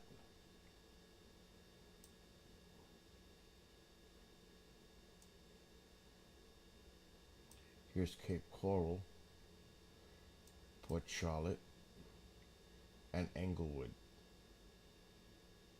So I just, like I said, I just hope people left these barrier islands here, because that is bad.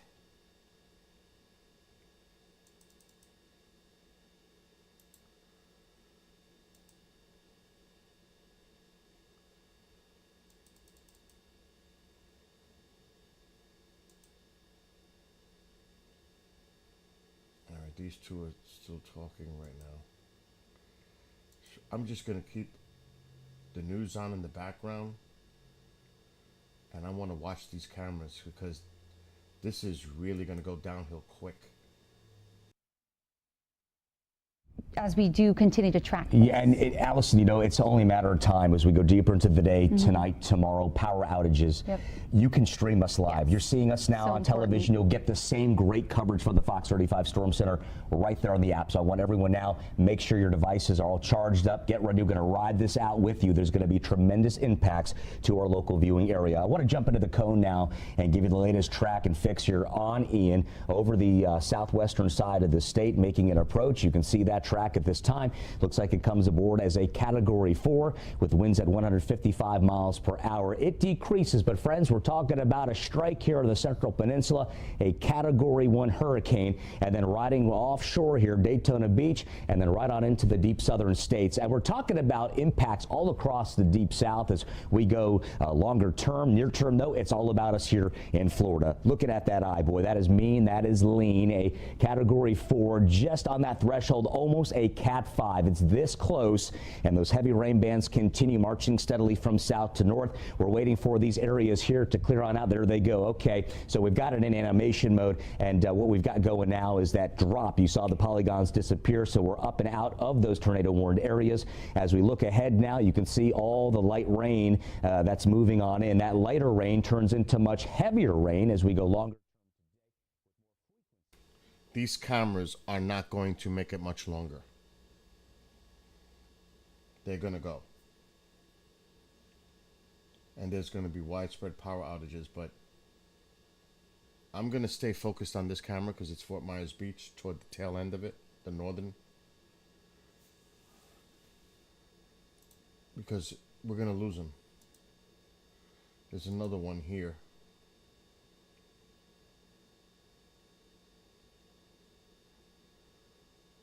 And we'll continue to listen to the coverage.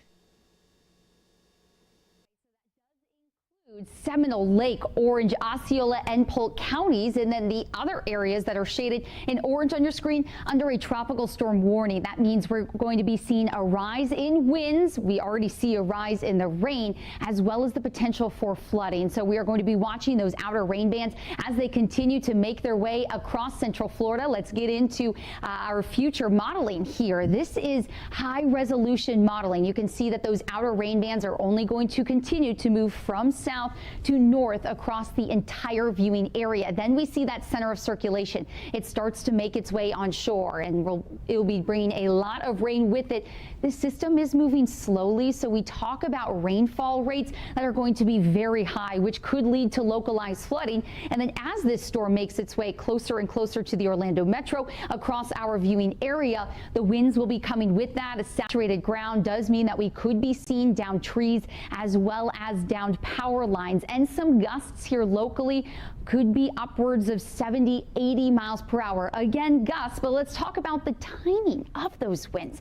Wednesday by 2 p.m., so this afternoon, those winds are really going to be impacting the southern portion of our viewing area, and then it's slowly going to be moving off to the north and east. Let's take a look at future gusts. And Fort Meade, 79 miles per hour by 8, 9 o'clock tonight, 96 by 10. And you can see overnight is when we will be seeing some of the strongest winds here locally. locally. And even as this system is making its way toward our north and east, the winds are just going to be shifting. That doesn't mean that we aren't still be seeing some very strong gusts there. That's extending from Cross City, Gainesville, through the villages, Leesburg, Titusville, Melbourne. Everybody going to be seeing impacts from this storm. And we'll actually be taking you county by county to give you the impacts where you live. Our #1 goal is to make sure that you and your family are safe, not only today, but through the remainder of this storm. Allison, well said. And of course, with the track changing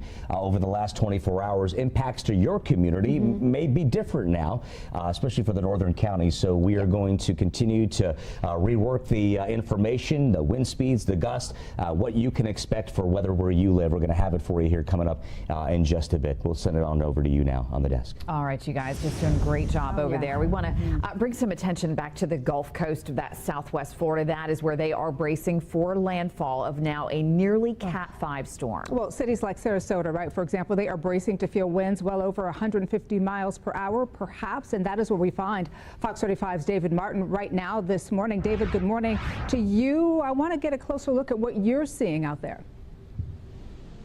Well, Danielle, this morning we started at the Sarasota Bay. We've moved a bit inward to Tamiami Trail. And now, at this hour, we've stopped by at the Sarasota Bradenton International Airport to give you an indication of how strong the winds are already out here in Sarasota County at this hour. The airport, as you know, is closed. There are people inside. We have police inside, some employees who have hunkered down. I want to take your attention here to what they've done on the doorways. Completely sandbagged the entry. And if you look, every single gate or terminal check-in here for ticketing has some kind of cover, plastic over the computers, because they said sometimes when storms come in, they get a lot of rain. Storms, think about that. This is a hurricane. I'll send it back to you, Amy, in the studio.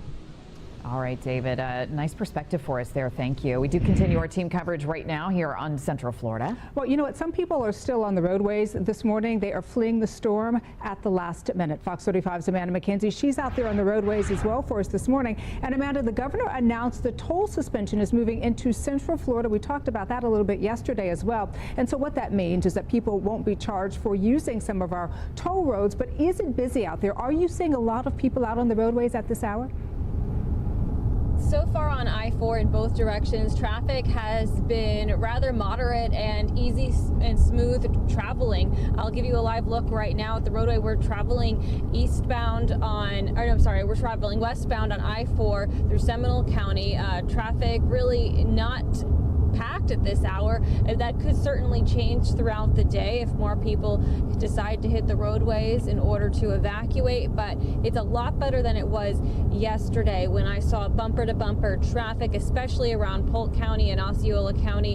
A lot of folks from the West Coast, thousands of people were evacuating because of those evacuation orders. Many were mandatory. Now, yesterday I spoke with several people evacuating from that area, and they tell me they struggled to find gas and a place to stay at the last minute in Orlando, and now they're just waiting and hoping that the storm spares their home. Hoping that it does well. We're a little bit elevated, and we put up sandbags and everything that I possibly could to try to stop water from coming in. So hopefully trees won't come down. We'll have to see. We did everything we could. We moved everything up. We drained the pool as much as we could. So everything that's not replaceable is in here. More than 2.5 million people are under some type of evacuation order right now. So if people didn't hit the road yesterday, we expect many more to do so today. The governor is urging those folks to seek higher ground in a safe structure. We have been seeing more rain, but still it is rather moderate at this time. We'll continue to monitor the road conditions throughout the day as Hurricane Ian moves closer to Florida. Reporting live on I-4, Amanda McKenzie, Fox 35 News. All right, looks like they got some Rain-X on their windshield. Those raindrops were just flying off. As Ian gets closer to Central Florida, there has been a flood of people heading to gas stations to try to fill up their cars, maybe their generators. And some gas stations have run out. In fact, a lot of them. Fox 35's Nestor Mato is joining us live. He's in Daytona Beach this morning. He is right outside of Buc-ee's. Are you still at Buc-ee's, Nestor? How are things looking there?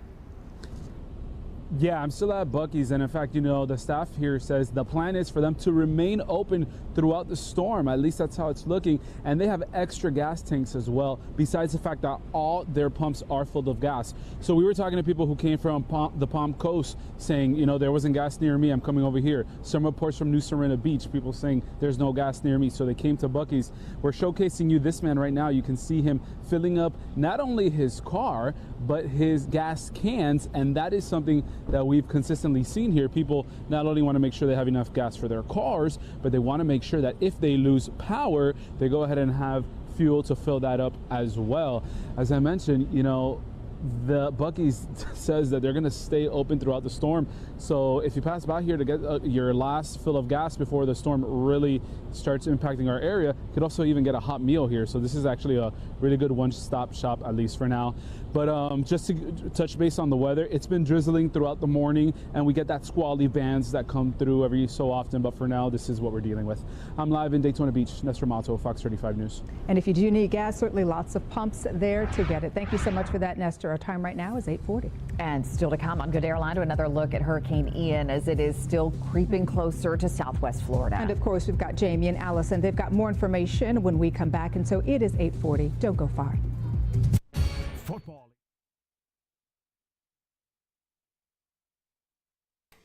All right. I highly doubt they evacuated oil rigs.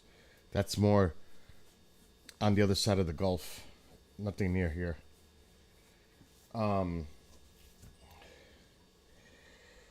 I'm just watching this surge.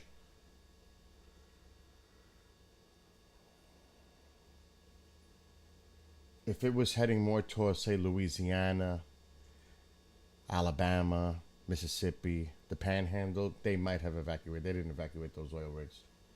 Storm is moving east. It's too far to the east. But I'm sure they were thinking about it in the early stages of possibly doing it. But the track has always trended more to the east. I want to look where it is now. So a lot of the oil rigs are in the upper area of the Gulf in here. You know, a lot of them are in here.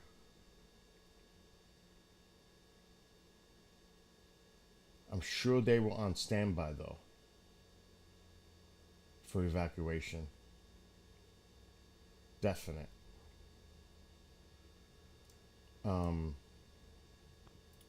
But this is what's concerning me too as it goes back. And now this has moved, actually a little shifted more to the north and east. It's going to be interesting to see where this hurricane reemerges off the coast of Florida, and how far out before it comes in. It's only going to be, I would say, a tropical storm before it makes landfall again. I don't see it becoming a hurricane again. It's going to lose a lot of energy over Florida. But this, look at those, look at the eye. Look at the cloud tops. This is strong. That is indication of a strong eye wall. Look at that. Look at that eye wall developing. Look at these cloud tops all around the entire eye wall. That's strong.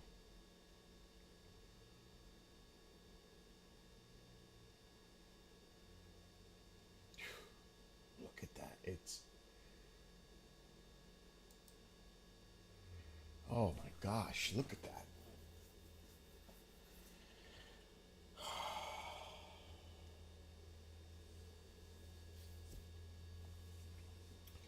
This is bad. And it's still got the winds coming up, but wait till this eye gets closer and the winds start wrapping around and hitting the shores this way. That's when it's going to get bad. When this is here, or even here, and then you got those winds pushing the water in.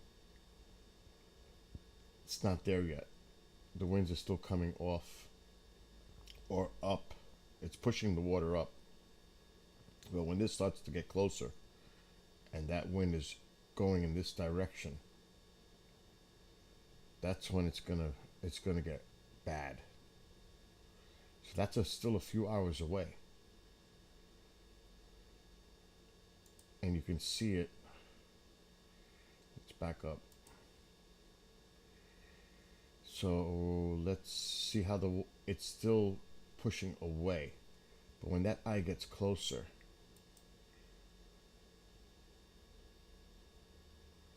now you can start to see the winds coming in. Let's freeze it. Look at this. That's going to be one hell of a surge coming in right here. And this is saying 2 o'clock. So it's still a few hours away, but that onshore flow with these high, look at the eye wall. This is Cat 4, borderline Cat 5 winds coming in, pushing all that water inland. Look at these.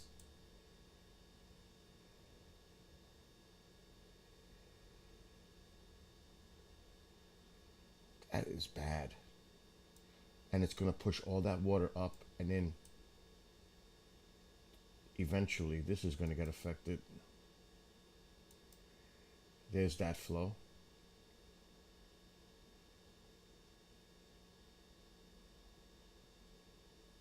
And it's a slow mover. Even at 10.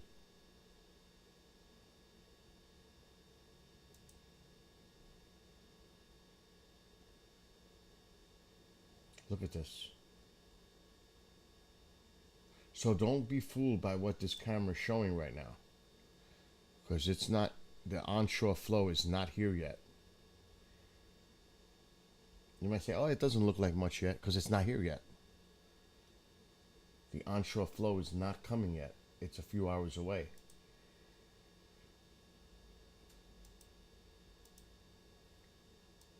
The storm is still out here.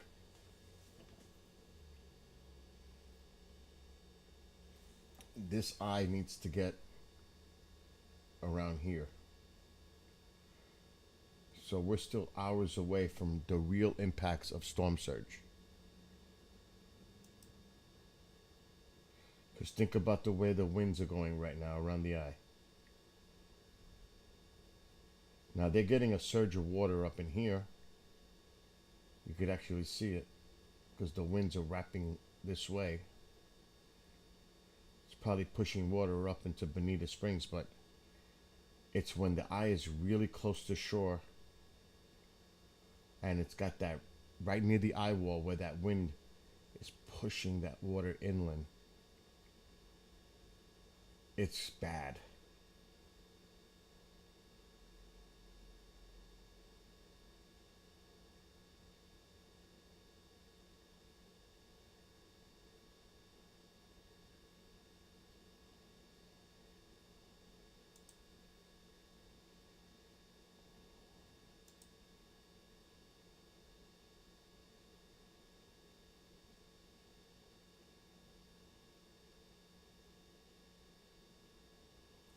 Slow. This is an hour loop.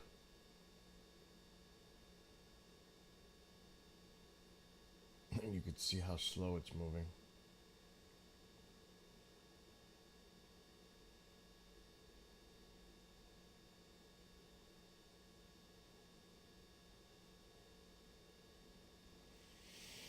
So like it's still a few hours before it really goes down. But these bands are bad too, like they said with the tornadoes. These bands that are coming in with these storms and the isolated tornadoes.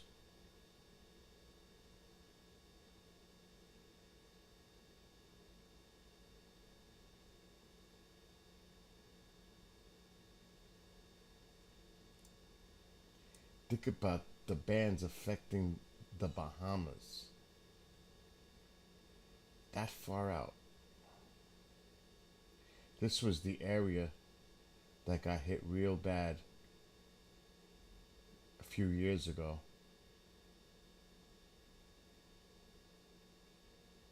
Look at these bands over the Bahamas.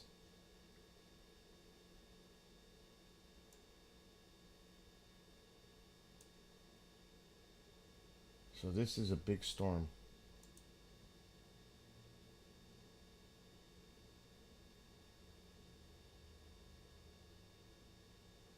It's a big storm. Look at the intensity around the eye.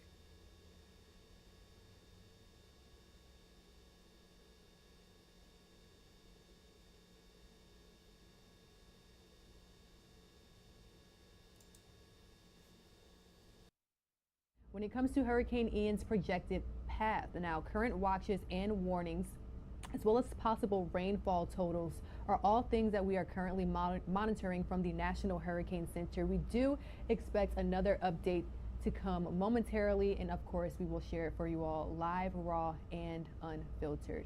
Also, if you are in the Tampa or Orlando area, obviously flights and airports are being impacted because of this storm. Officials have announced that they have closed Clearwater, St. Pete's airports at 1 p.m. on Tuesday. The Tampa International Airport closed at 5 p.m. on Tuesday, and the Orlando International Airport will close this morning at 10:30 a.m. Port Tampa Bay will has closed at 8 a.m. These are all things that are very important, especially if you were late to the party when it comes to evacuating. Florida Governor Ron DeSantis saying that now may not be the best time to leave as rain and wind is approaching. Now is the time to hunker down if you chose not to evacuate. Here's the latest from Ron DeSantis.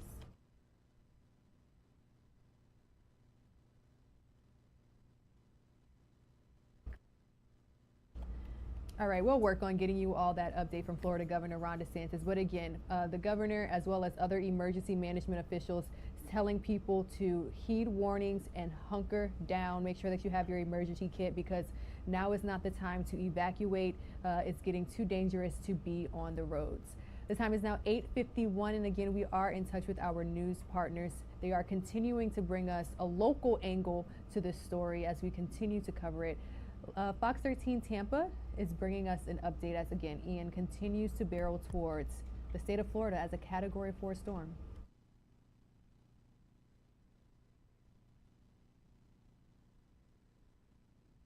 You see here at the marina, you can see all of the docks, you can see the pilings, I mean, where all the barnacles and everything are normally covered with water. You can see them all exposed. So this is, and look, I'm no Dave Osterberg, not trying to be, but this is what happens at this point in the storm when it's pushing the water out. It's just interesting that we're definitely seeing these effects of a Hurricane Ian, even though we are at this point here in Clearwater Beach considerably farther away from the eye. Stick around, everybody. Going to tell you more about what's happening here at the Clearwater Marine Aquarium when it comes to taking care of their animals, and they are definitely doing that, rain or shine, all the way through this storm. Stick around. More information coming your way on Good Day Tampa Bay next. At United Vein Centers, our minimally invasive treatments for vein disease will... Uh-oh. The cameras are gonna go. This camera might have gotten taken out.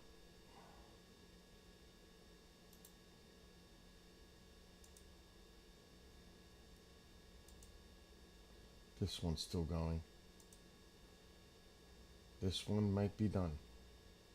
I'm gonna try to refresh it.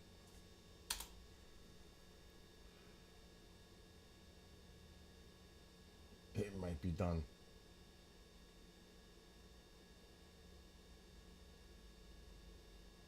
You can see where the camera's location is. It might be done.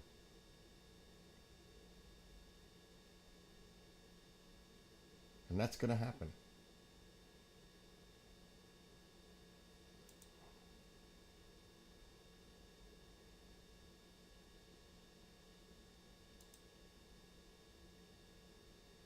This is nearby too. Fort Myers Beach.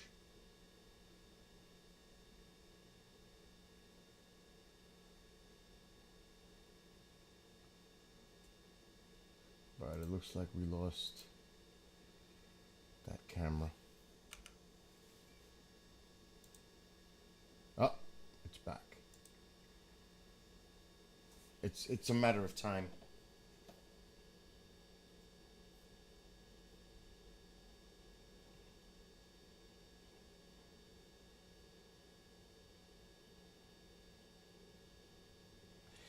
There won't be a lot of camera views except it's from the media because they're going to go down.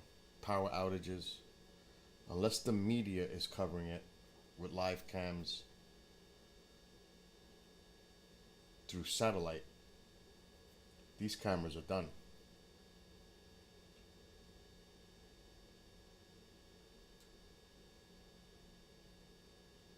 You could already see some of the debris from the leaves, the trees.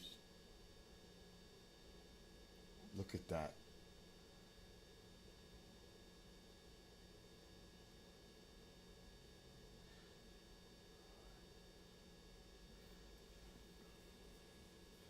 Seven on those islands. Anybody who's on those barrier islands should be out.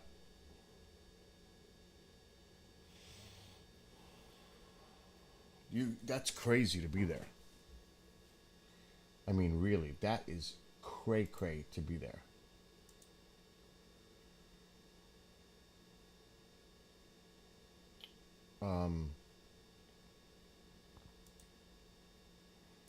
Let's see. Let me think of Englewood,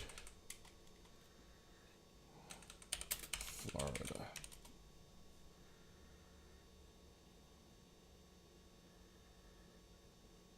Let's see.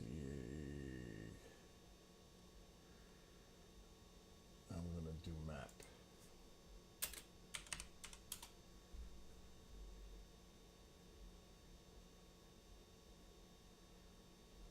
Google Maps.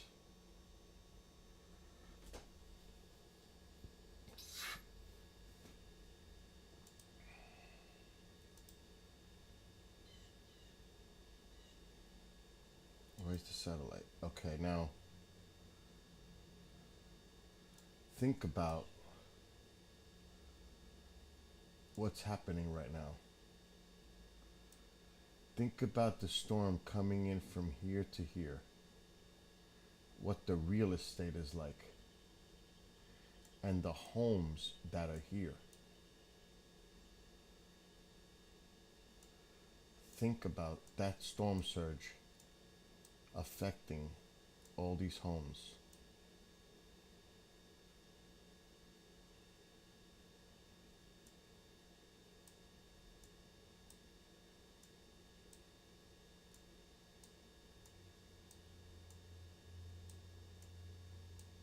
This is horrible.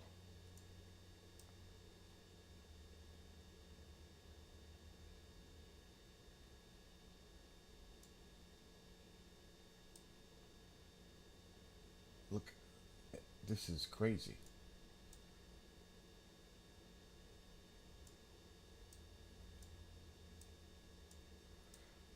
I hope there's hardly nobody on this. Look at that.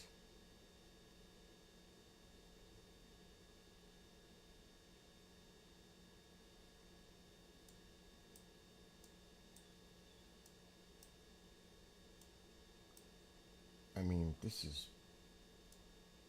And then when you head in to the harbor area,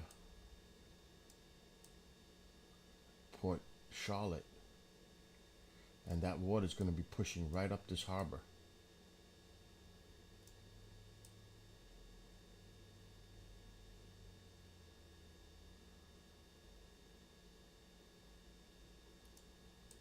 I mean, this is...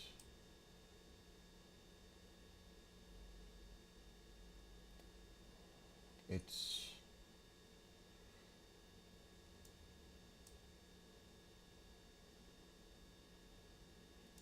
Look at the densely, look at all these homes here.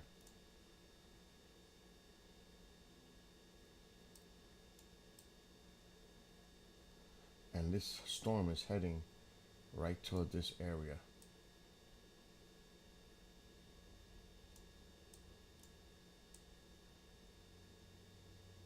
heading right here. The eye is heading right here. So that's scary.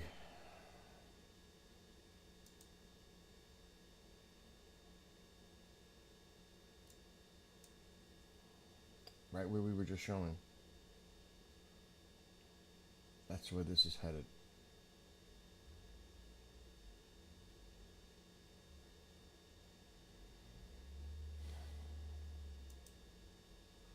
They're talking about the tornadoes and the bands.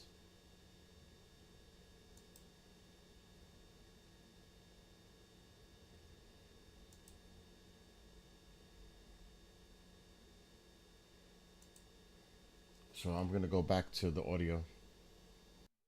Potential is high. The rainfall rate per hour being dispatched from the bottom of some of these storm clouds and rain bands as much as 6 or 7 inches per hour. And even on the plus side of that, if you catch my drift here. So it's super, super heavy out near Lake Kissimmee, Florida Turnpike. You can see all this big mass here from Prairie Lakes Road making a move toward Lake Kissimmee, and the bigger view now showing a little bit closer to Orlando and Oak Ridge. Just very consistent, very focused rain. It isn't super heavy. It isn't super lights. It's kind of right in between. So that's what we've got on tap before we start to see a lot of this stuff here. Very, very heavy moving north and west. So what is down south, we've been telling you in our messaging all morning, you can fully expect that for areas north of the heavy rain zones at this time. There is a look there at Ian. I mentioned earlier that we don't usually see lightning strikes in tropical systems, but when they're this strong, anything is on the table, as we say. Upwards of 92 now at peak. So that outer rim here along that eye wall really featuring that very defined eye. This drawing closer to Cape Coral area now, about roughly 38.4 miles to the southwest there. And a look up toward Venice and Port Charlotte, very heavy rain. We've had a couple tornado warned areas there, mainly through the overnight hours. That is now kind of morphed into a threat that has moved northbound. And we talk about the current watches and warnings. A hurricane warning continues for all the red shaded counties here, and the communities highlighted. Tropical storm watch, or warning rather, in the orange here. Tropical storm watch up near Gainesville and into Gilchrist County as well. And we also have this tornado watch going strong until 5 o'clock today. And Allison, I fully expect to see these rain bands producing the very heavy rain and the risk of tornadoes on tap as we go through the remaining hours here of this day ahead. Even into tomorrow morning, the potential is certainly there. And we talk about the rain as well. Boy, when you got this tropical stuff going on, when it rains, it absolutely pours. That's exactly right. And it's not moving very quickly, so a lot of rain is expected, starting down near Bradenton, moving into Lakeland, Claremont, DeLand, Oviedo, Daytona Beach. Totals through early Friday morning. Take a look at this. Up to 29 inches possible in DeLand, 25 in Pearson, 24 in Daytona Beach, and about 22 possible in Orlando. So with that being said, we are looking at the risk for flash flooding. That is going to be a real possibility. We want to make sure that everybody is going to be staying safe and aware that a lot of rain is on the way. But I do want to take you into our Storm Prediction Center, what we are seeing, the heightened risk. So there is a very likely 3 out of 5 risk for not only the heavy rain damaging wind gusts, but also tornadoes. And then if we take a look at what we could be seeing tomorrow, it's going to be a likely risk moving up into Orange, Seminole, Volusia, as well as Flagler County. So Jamie, everybody at home can depend on us. If there are tornado warnings, we will be watching them and we will be tracking them live for you right here from the Fox 35 Storm Center. Okay, so I noticed some of these rain bands freshening up in Brevard County, Osceola County, and some of this trying to get into the metro. So what we're going to do is we're going to send it back to the anchor team, and Allison and I are going to survey the radar. I want to see about rotation. I've seen a few areas of concern, not immediate concern, but maybe longer term as we go through about the next hour. So we'll revamp here in the Storm Center. I want to send it back to you now on the desk. Amy, we'll give it over to you now. All right. Sure. Thanks, you guys. Our live team coverage continues this morning. Fox 35's You think that pier makes it in the distance up? That pier is going to take a beating, hours and hours of beating. I don't know if that pier is going to make it.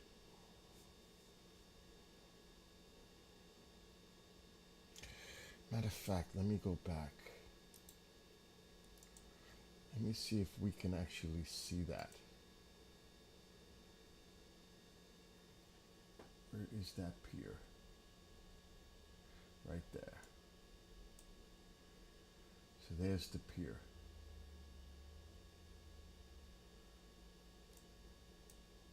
That we're seeing on this clip.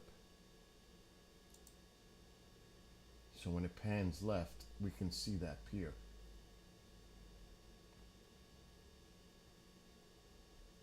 And that's going right. So when it comes back around, you're going to see that pier in the distance. Because we're at the Best Western. Right there.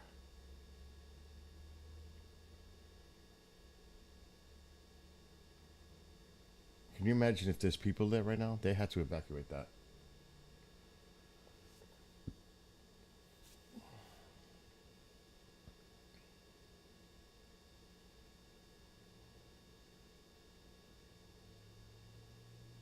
So let's see that pier. Right. You can barely see it, but it's there. That's where the pier is. Right in there.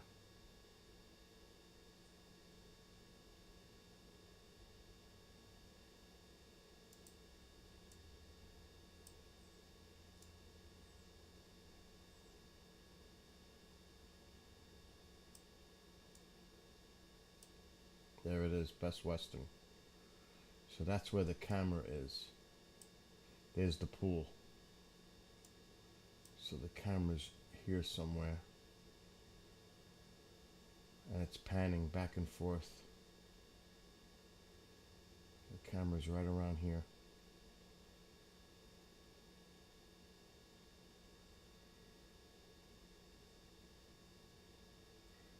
And that is definitely south of where the eye is expected to come in. It's going to be close.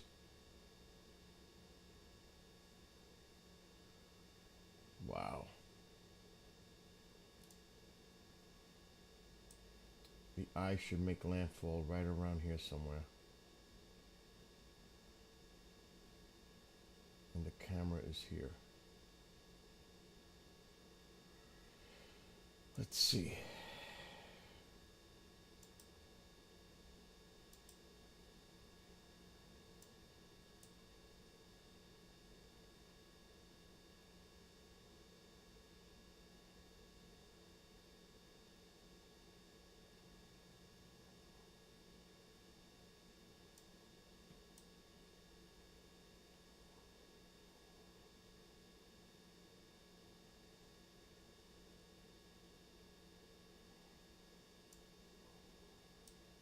Englewood.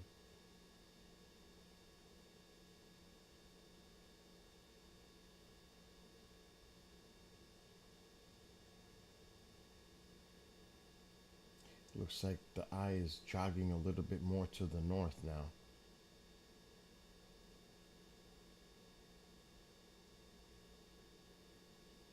Right there. Made a little jog to the north.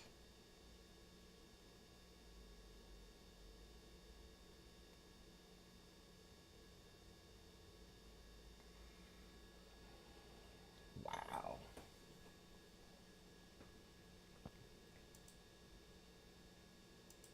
Oh, this camera's about to have it.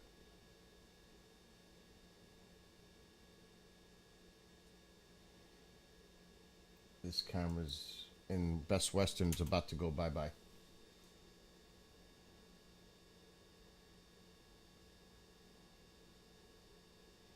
All right, I'm going to put the audio back. The 4-lane cable-stayed concrete bridge with northbound and southbound lanes is a part of the I-275 in the United States Highway 19. It connects Pinellas and Manatee counties, and this bridge, of course, closes whenever there is a maximum sustained wind of 40 miles per hour or higher.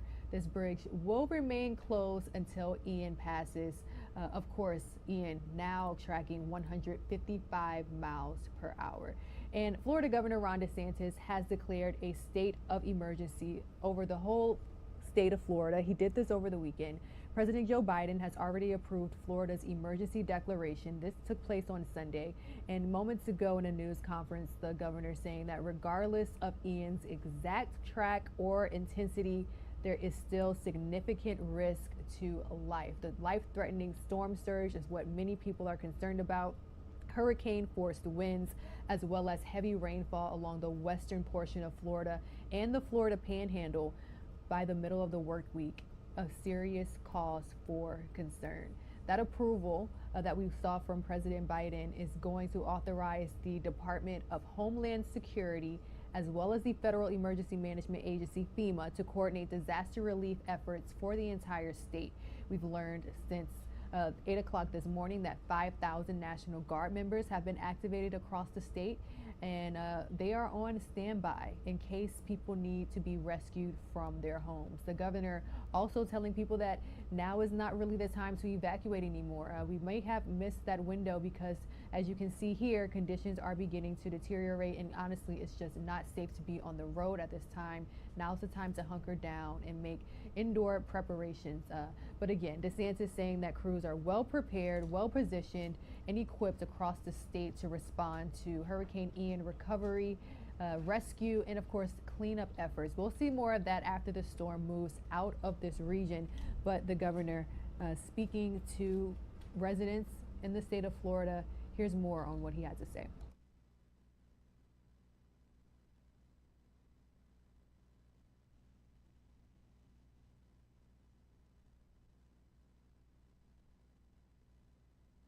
Life-threatening storm surge, flooding, tropical storm force winds will be felt throughout the entire state, and even isolated tornadoes.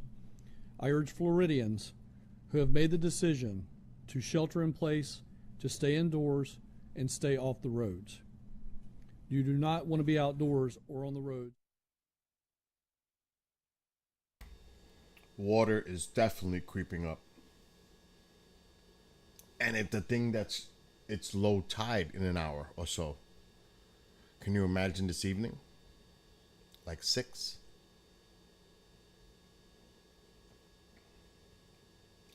It's just pushing all this water in. Look at that. This camera, I give it hour, if that. This camera's going down really soon. I'll be shocked if this camera stays up.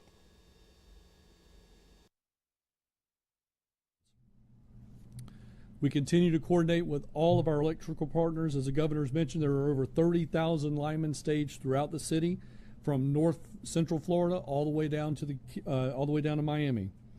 As areas in South Florida and the Keys begin to experience power outages, remember to contact your service provider, not 911, for power restoration. You can also keep your refrigerators shut. If residents have any questions about resources for Hurricane Ian, I urge them to reach out to their local emergency management or public safety office. This storm is here. It is imminent. I can tell you it is a Cat 4 hurricane, nearly a Cat 5. I know all of the emergency management directors in Southwest Florida very well. Combined, they have over 200 years of experience. They're preparing and they're expecting a Cat 5. So, and that was the latest from Emergency Management Chief Ed McCrane, providing an update alongside Florida Governor Ron DeSantis about an hour or so ago today, continuing to warn residents about deteriorating conditions. As we take this live now look from Tampa, Florida, you can see that is exactly what is taking place now. The Florida Department of Emergency Management has also loaded 360 trailers with more than 2 million meals and more than 1 million gallons of water in preparation for distribution in areas that are affected by Hurricane Ian. Now, because of Hurricane Ian, again, 5,000 members of the Florida National Guard have been activated and have been pre-positioned at locations across the state. In addition, 2,000 National Guard members from Tennessee, Georgia, and North Carolina have also been activated to assist. We've also seen this with linemen, power companies coming from neighboring states, prepping and staging in areas across the state, because we will see power outages for days, if not weeks. So we have a lot of resources on standby. Nearly 3,000 ambulances, paratransit buses, and other support vehicles have also been deployed to areas where Hurricane Ian could have a major impact. DeSantis said just a few moments ago, I know we've got a lot of people who just moved to the state of Florida. Just make sure that you are prepared. For a lot of people, this is their very first hurricane, but that doesn't mean that that's an excuse to be ill prepared. Make sure that you all are heeding all warnings. We also got this update from emergency management officials. Chief Ed McCrane, he was providing updates on Hurricane Ian just moments ago. Here's more of what he had to say about deteriorating conditions.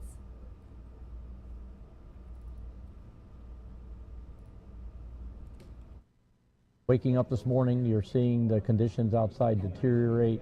The weather and the winds are picking up. It's only a few more hours before we won't be able to roll any emergency vehicles. We're making that determination now. The winds, as I'm doing this right now, are probably 39, but they will continue to increase.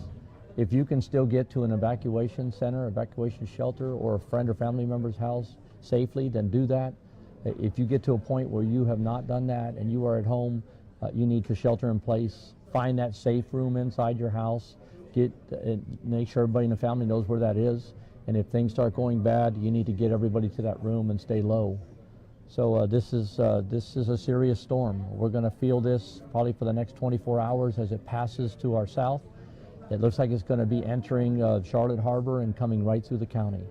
So do the best you can with the situation right now. But again, if you can safely still get to an evacuation center, please do that.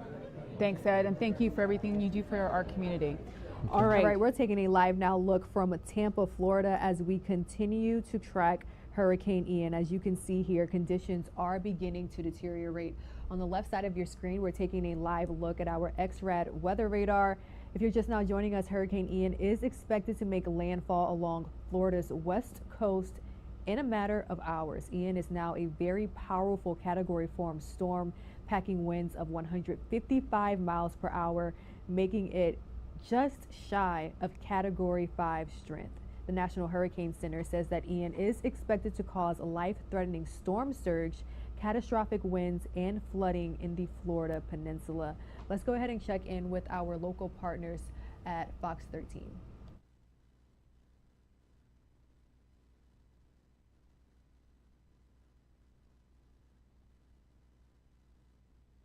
Where you get all those little white dots that are blinking, that's lightning. And when you get lightning inside a storm like this, that's a sign that it's intensifying, or at least trying to continue to intensify. So this may be intensifying, or at least holding this strong Category 4 status, or 5 perhaps, on its way to this landfall later in the afternoon. Here's kind of a better look, and I can kind of zoom in and show you where this lightning is. It's amazing, boy. Right around the bottom part of this eye wall is where you're going to have those 155-mile-per-hour winds. You're going up the coast. We were just watching our reporters reporting live, and you can see, of course, all the rain bands coming in from Sarasota. By the way, inside some of these heavier red rain bands, that's where you're going to have those tropical storm force winds gusts. That's where you're going to get your gustiest wind inside the rain bands. I mean, you're solidly in it in Venice, down to Port Charlotte, and as you go up the coast, we're still getting, here's a rain band that moved through Dade City into the Tampa area, and more as we get closer and closer to the storm making landfall this afternoon. The rain is obviously going to increase for everybody. The satellite presentation, it's impressive and odd at the same time, because on one hand, you obviously see where the center of the storm is, and that purple wrapping around it, those deep purple color, that is those highest cloud tops where those big towers are. But look at the left side of your screen, the west side of it. That's wind shear. That west to southwest wind shear is trying to impact the storm, and it's compressing the storm a little bit. So it's walled itself off against the dry air for now. We were hoping that if it was out over water longer, that the dry air would get in and try to weaken the storm a little bit, but I think it's going to run out of time before that drier air does get in. And yeah, we're looking at a minimum Category 4 landfall coming up later this afternoon. So for more on that and the impacts locally, what we can expect, let's turn it over to Jim Weber. Yeah, Dave, you know, one of the graphics that you showed that I think is really telling is when you look at that radar loop, and you see all the lightning around the eye. There's typically not a whole lot of lightning in a tropical system, so when you see that lightning, it is indicative, it's showing you that this is a very vigorous storm. That eye is very active, and it is really continuing to go through that intensification process. So really the worry is, and that's really the worst case scenario, to be talking about an intensifying storm as it is making landfall, and it looks like that is exactly what we are talking about. Top winds right now are at 155 miles an hour. This is a top end Category 4. At this point, really doesn't matter whether this is a Category 4 or a Category 5. You're talking a couple miles an hour difference, so the damage is the same at this point, but it's currently moving to the north-northeast at 10 miles an hour. So really, that landfall is not too long from now. We're talking a matter of hours until it makes landfall later on this afternoon. Those winds right around 155 miles an hour, but then what's really amazing and telling about this is, you notice by the time we go from 2 o'clock today until 2 o'clock tomorrow morning over into Polk County, we are still talking about a hurricane of 90 miles an hour. So often people think if you live in the middle of the state, this is a coastal event. And once again, we've seen this over the years. This affects the entire state. So right through Polk County, heading over towards Orlando, over onto the other side of the state, we're talking 60 to 90 mile an hour winds as it works its way across. And then on top of that, all the rainfall with this, because it's slowing down. We have the wind shear, and it's actually interacting with a front just to the north. So that's why we're talking so much about that heavy rainfall potential with it, and then that storm surge on that right-hand side. Now, the threat has gone down tremendously across Tampa Bay. What we'll actually see is more of the water pushing out of the bay. There will still be some flooding areas, but really the main threat is as you head down towards Port Charlotte, down towards Fort Myers, Bonita Springs. That's where you're going to see that storm surge 12 to 18 feet. So we're talking about a huge life-threatening storm surge in this area. It's all on that right-hand side as the wind is rotating around the center of the storm. That is where you see the strongest and the highest wind surge or storm surge. Now, tornado watch, that goes until 5 o'clock this afternoon. Manatee, Sarasota, Polk County, and to the south. As we head through the rest of the afternoon, quite likely seeing this extended. Some other counties will be added into this, but the highest threat of the tornadoes is on that right-hand side of the storm as well. Doesn't mean we cannot see them on the other side, but that's where you tend to see more of the tornadoes. And then the rainfall. We're talking 12 to 18 inches of rain, with some areas up to about 24 inches of rain. So this is a graphic that you do not see very often. The flash flood risk to see not only high, but so much of the area under that high risk of flash flooding. This is the type of rainfall that we're gonna look back at, and this is gonna be something that is remembered for years and years. The kind of rain that we are talking about with this. So as we go through the rest of the day, these are some of the wind forecast gusts. So just kind of give you an idea when you could expect to see some of those winds working their way through. As we go through the afternoon, you see those winds starting to gust over hurricane force, and then it continues to push on towards the middle of the state. And then by tomorrow, we start to see the winds turning more towards the northwesterly direction and starting to settle down. But then by Friday and Saturday, things looking much better. Rainfall amounts, there you see it, really going way, way up the scale. As far as the impacts that we're expecting, 70-plus mile-an-hour wind gusts, storm surge, mainly to our south, 12 to 18 inches with some areas up to 24 inches of rain possible. Across our northern counties, you will fare better, but still heavy rain up in that direction. And then the winds gusting to tropical storm force. Inland counties, you're going to see those hurricane force winds, or at least gusts to that, as we go through the day into tomorrow, and the possibility of tornadoes as well. And there you see those rainfall amounts, that swath basically cutting right across the state and up towards Daytona. Dave? I get Jim. Thank you. Stay with us. Straight ahead, President Biden has made some calls to local mayors in Ian's path. We've got more on the federal response to the potential disaster ahead. And Charlie Belcher's in Clearwater at the Clearwater. Looks like we might have lost the camera. At least one of them. I didn't think it was gonna make it another hour. Because it's getting close now. I think this camera's may come back, but this one's still going. But that looks like it's on the other side of the pier. It looks like the pier in the upper corner there. Yep, that's on the other side of the pier.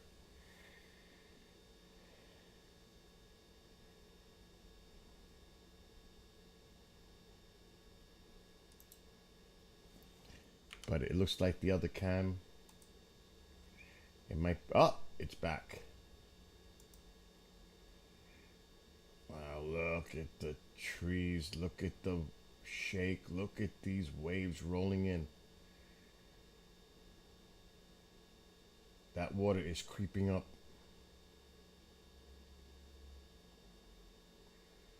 Wow, look at the water coming in now.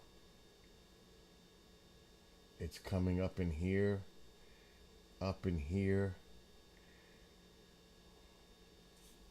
It's pushing in. And they said over here it could be 12 to 18 feet surge.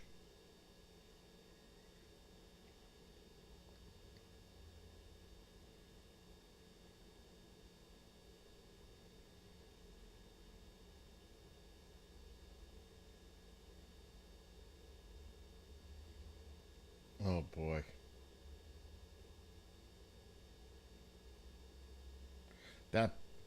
This whole area is going to be underwater.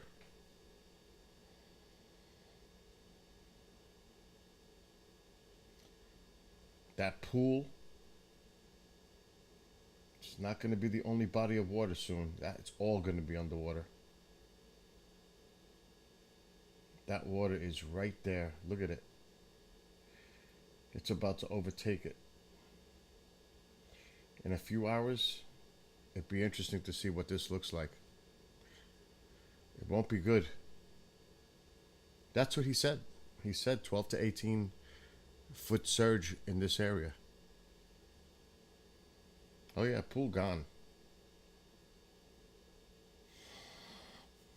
It's going to be underwater.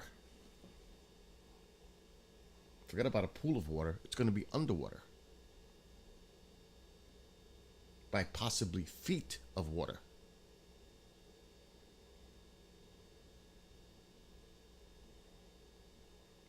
Like I said, this camera.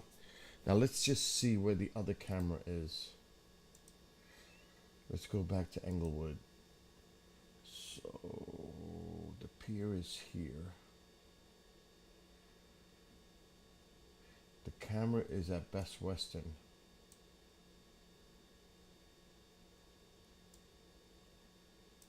Which is in here somewhere. Where'd the Best Western go? It's over here somewhere.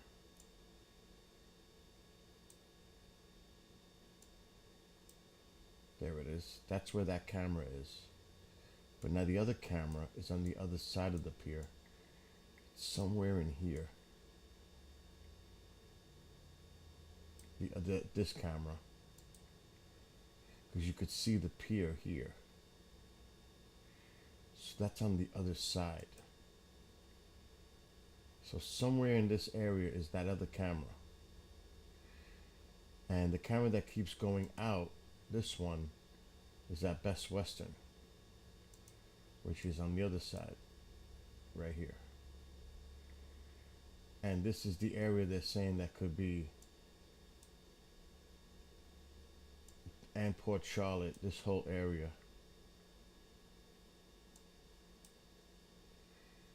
May see the worst of the surge.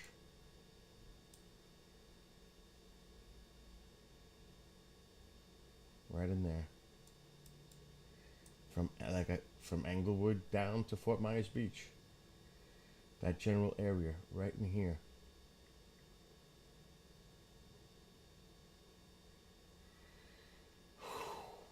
And where is it now? Let's refresh.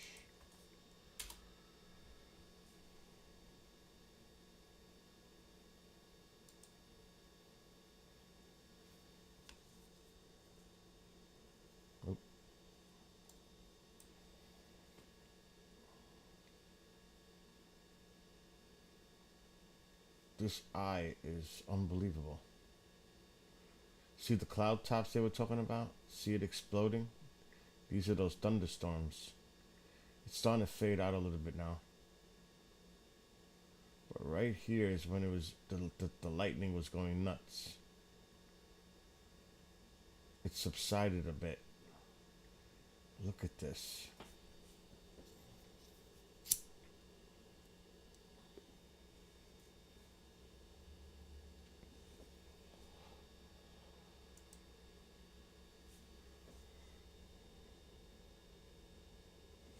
All right, let's play it now.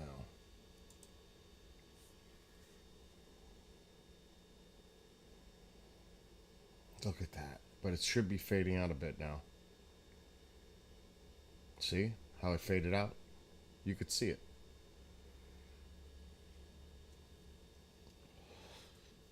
There's a view from pier in Fort Myers. Let's see if I could find it.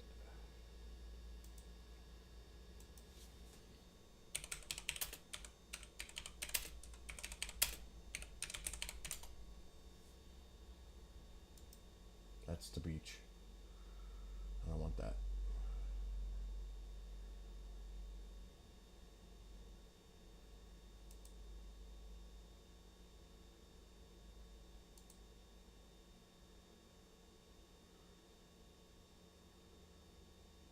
Holy shit. Good call, Coyote. Does anybody think that's gonna make it? I don't think so.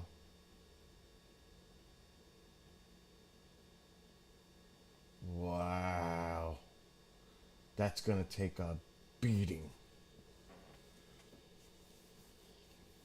Oh my God. I just got the goosebumps.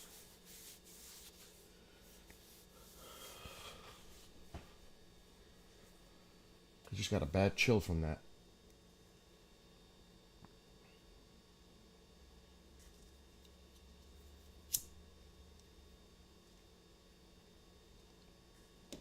Wow.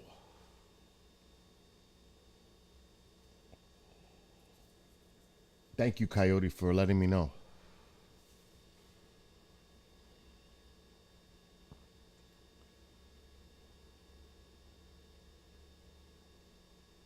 And this camera definitely seems to be stabilized. But it's also about the power backup generators, you know.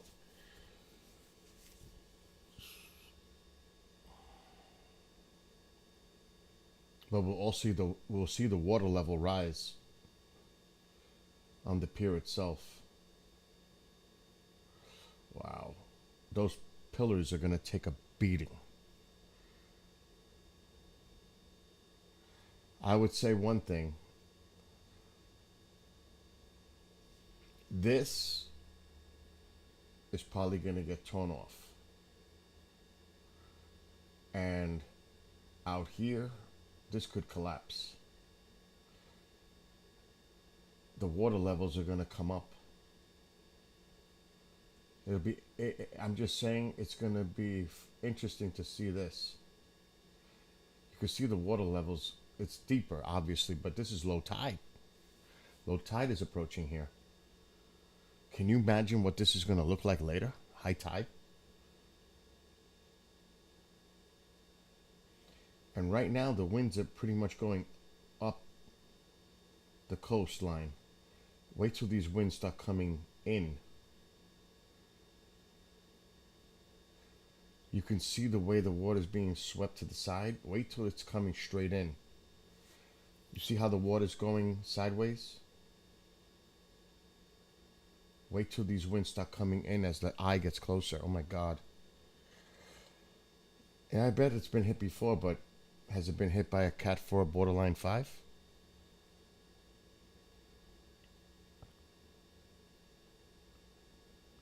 I don't know. Well, we'll see. We'll see if it withstands this. And it also depends on how high the water. If the water rises, this is wiped out.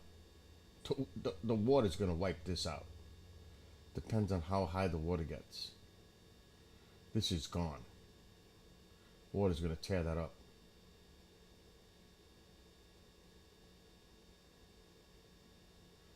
Be interesting.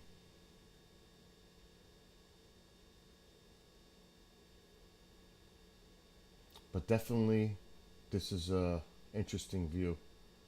Look at the water just pounding it now.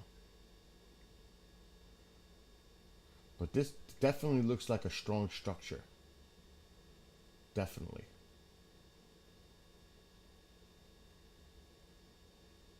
Now let's see if the other camera's back. Yeah, this one, I think it's gone. I think this one's...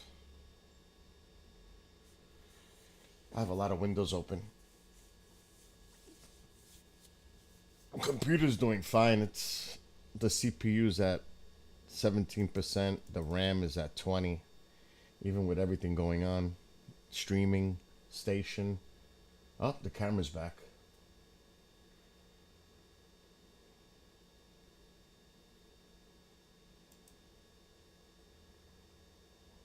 So this is the Best Western. It's this camera's about to go bye-bye. This one should still be working. But that pier.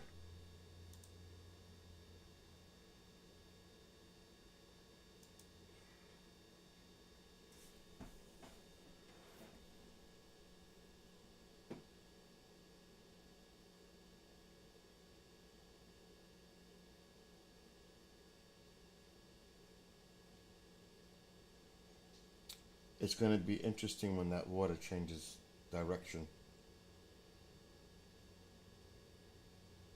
Because then we'll know the winds are coming more in. Right now it's being swept up.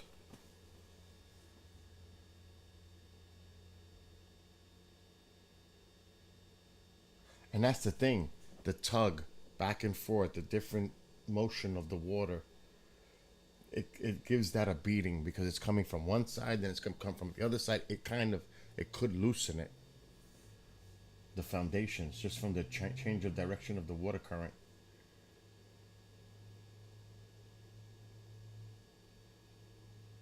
But it definitely looks like a strong structure of the pier itself. It does.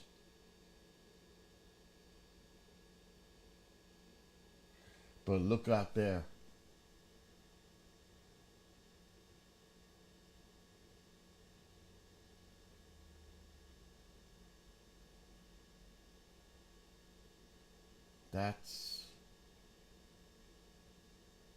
Look at the water level. It's almost reaching.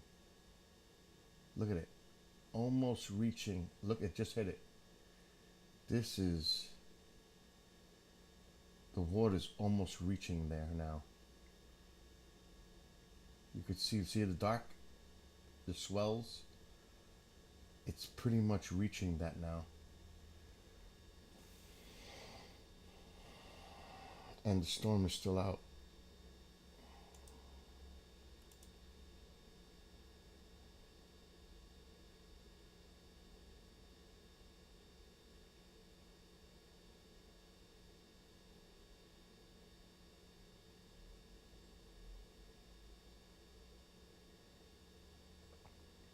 When the eye gets closer, that's when the wind direction is going to push it more in. Right now it's still coming out of the southeast.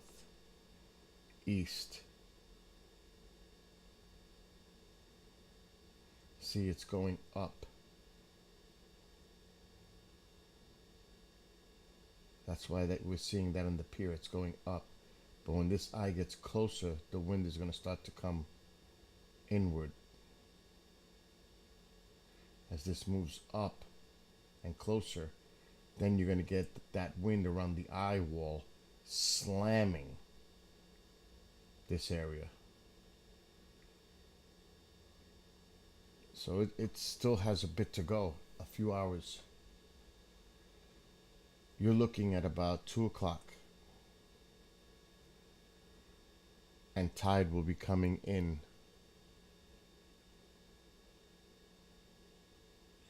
So that's why I'm really concerned about this pier.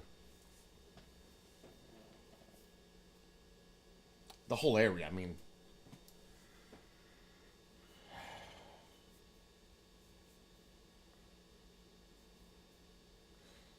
But we also want to see the water levels coming up too.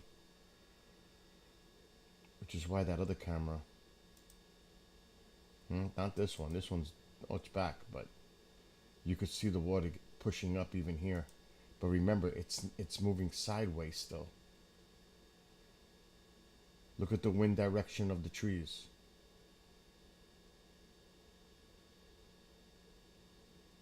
It's pushing up.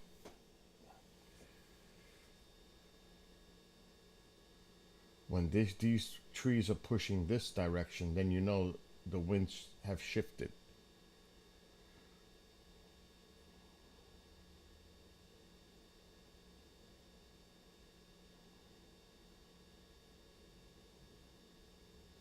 And there's that pier right here.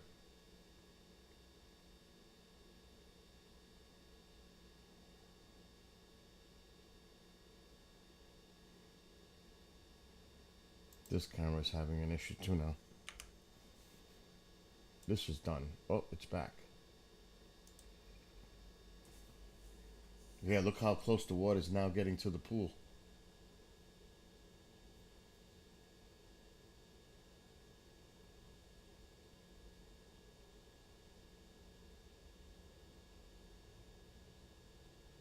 But remember, once that wind direction is coming onshore, forget about it. You see the wind direction? It's going up the coastline. When it starts to change and you see those trees blowing toward the camera, then it's here.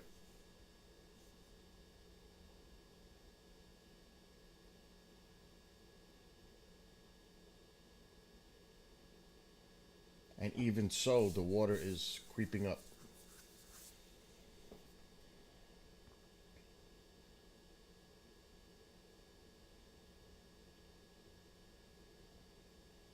They look at the debris. You saw that debris moving already? There was some debris right there. It was some type of a board just flipped over in the water. So like I said, this is just the beginning.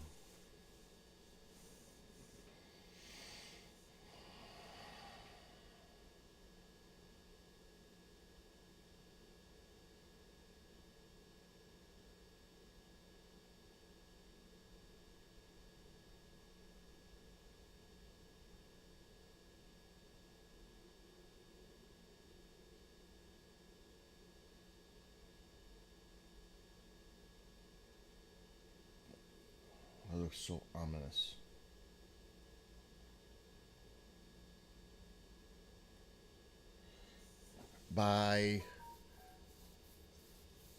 If this camera is still working, by 3-4 o'clock, this is underwater. Look at the water coming now. Look at that. Look at the water coming on the other side of the pool. This is underwater by 3 o'clock, 4 o'clock. This is underwater.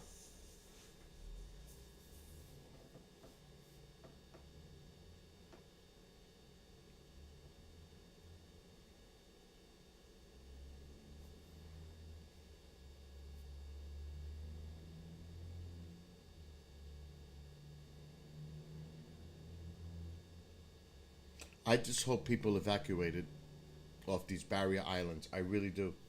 I hope people heeded the warnings and got the hell out of here. Because you're going to be in some serious trouble with the water.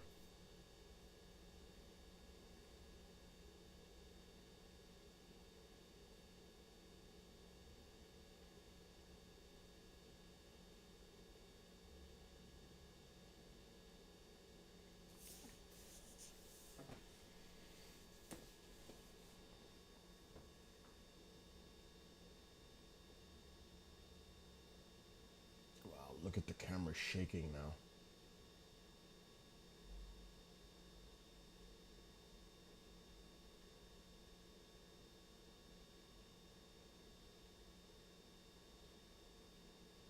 That motor, can you imagine? with this, I mean, it's not the greatest idea to have this camera even moving right now. But it's on a preset.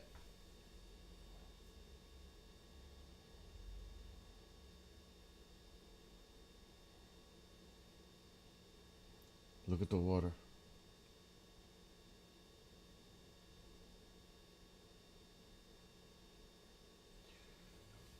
Let's see something quick. I really don't want to do this, but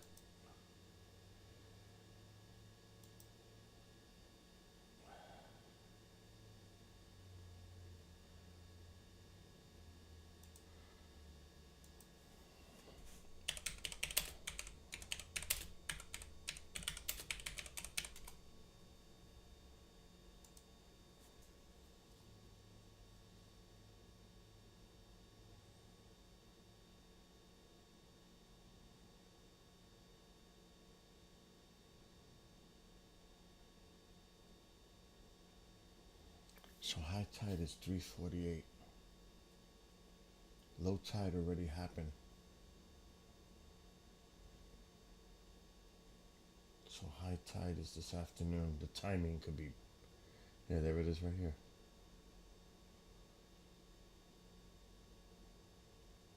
The timing could be terrible.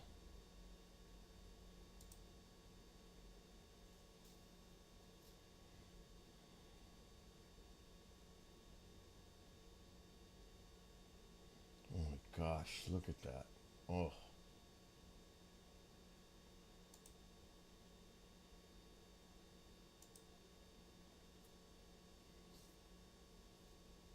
So now you got low tide happen at 8:50. So soon that tide is going to start to come in on top of the push of water coming in.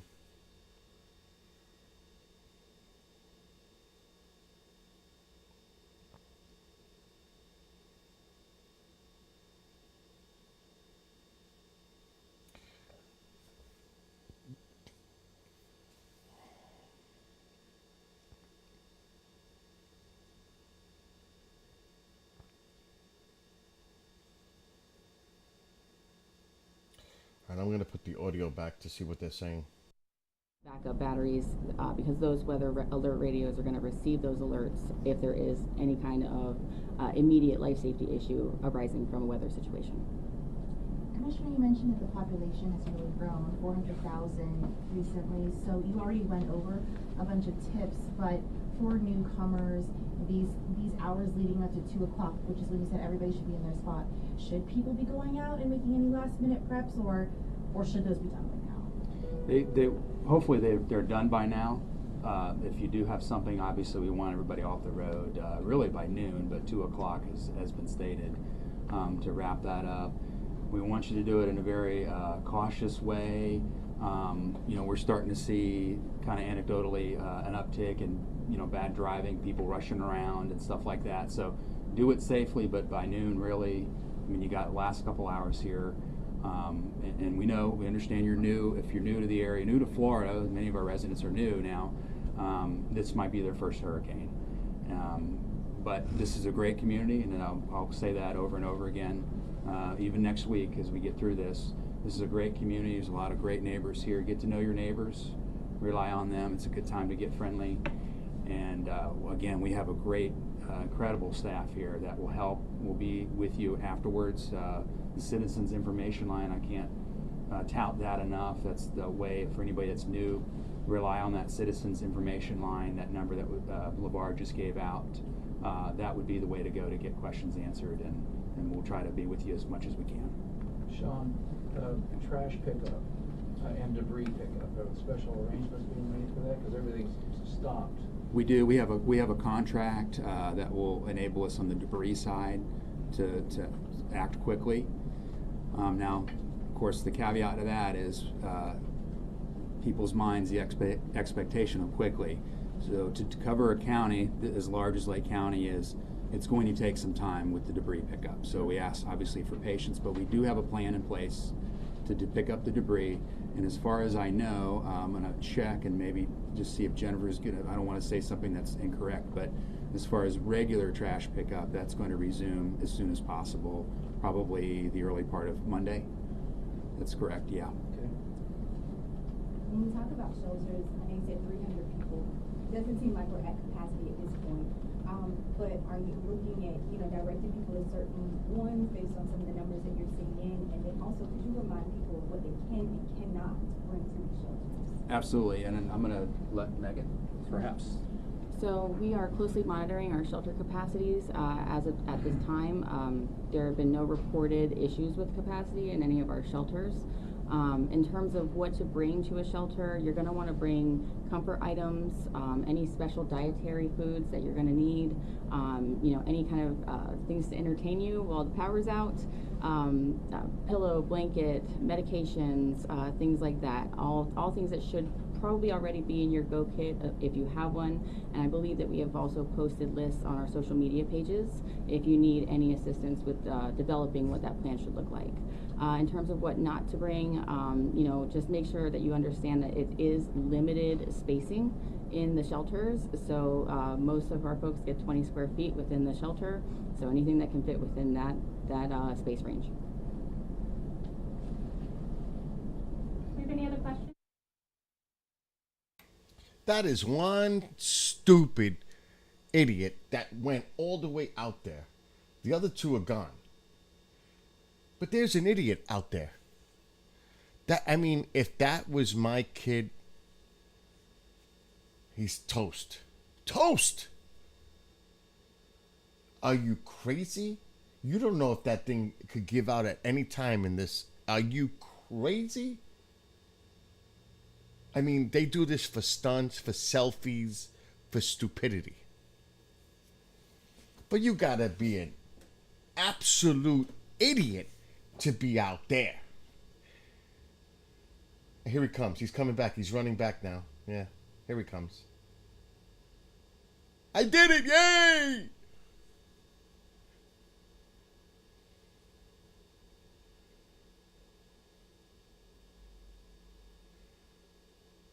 Where'd they go? They left me.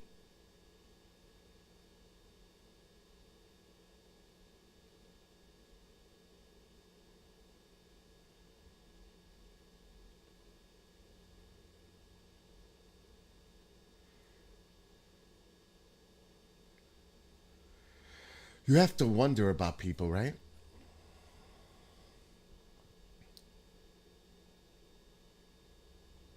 Look at this one. Do you know what that riptide is like?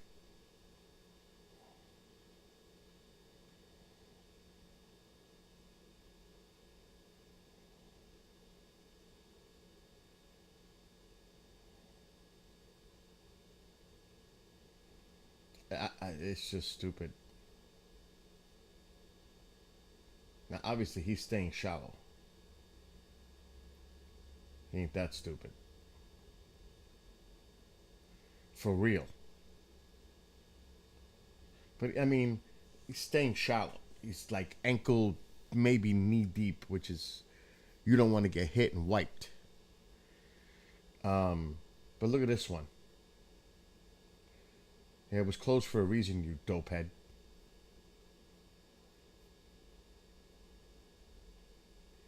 It's like, I'm going to dare myself. I got to go all the way out there. I've got to do it. It shows that I have a pair of cojones.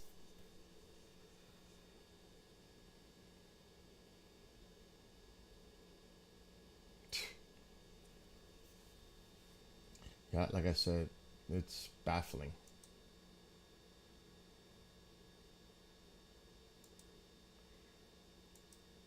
All right, this camera's back, but the other one doesn't look good at all. It's not looking good for this one. I've got to grab something to eat. I've been streaming since 7 this morning already. Chantal, don't make me laugh. It looks funny when I said stunt, selfies, and stupidity. A podcast about dumbasses by Bill. That actually is hysterical. The way I see it written out, the way you put it, it's... You're always going to have that out there. To be honest, I was a dumbass when I went up on a... Oh, it's back. On a fire tower, afraid of heights. Like, I've done this stupidity, and I just did that a couple of years ago. So, I can say that I was an idiot going up in a fire tower on a windy day when I'm afraid of heights.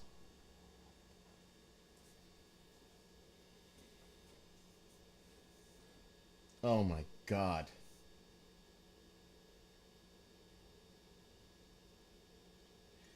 Man.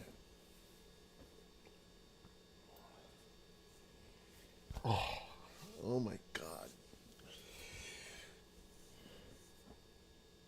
What can you say? Yeah, but Kristen, yeah. Remember that video? Oh my gosh.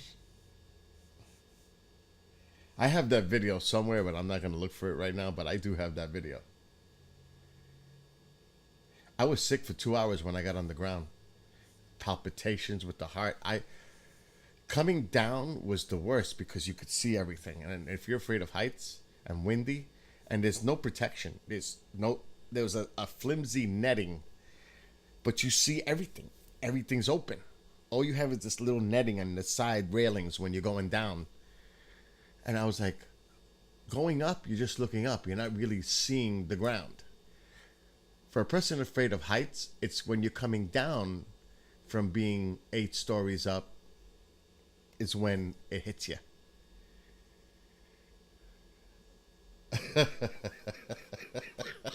It was not good. So, yes, I've done an idiot moment myself. Will I ever do that again? Hell no. Hell no. I learned my lesson.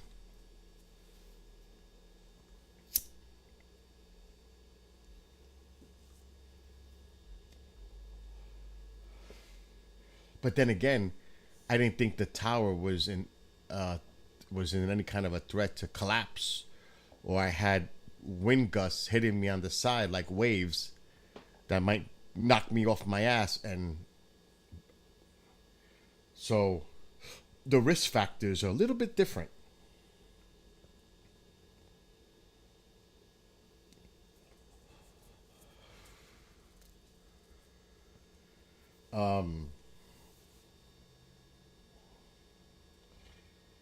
Wow.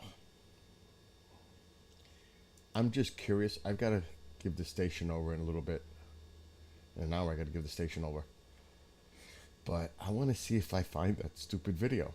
I want to see if I find it. The only thing is, I could be on any fucking drive. It could be anywhere. Oh, I found it! Alright, hold on. There it is. There it is. I gotta put the headphones on for this one. Oh my God, this is when I was up on the tower.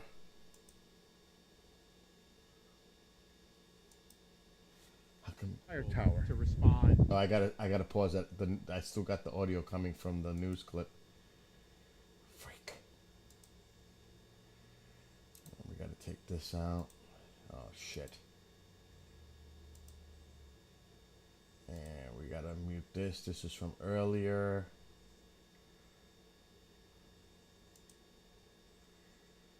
Okay. Let's bring this clip back up. Let's put this camera back up.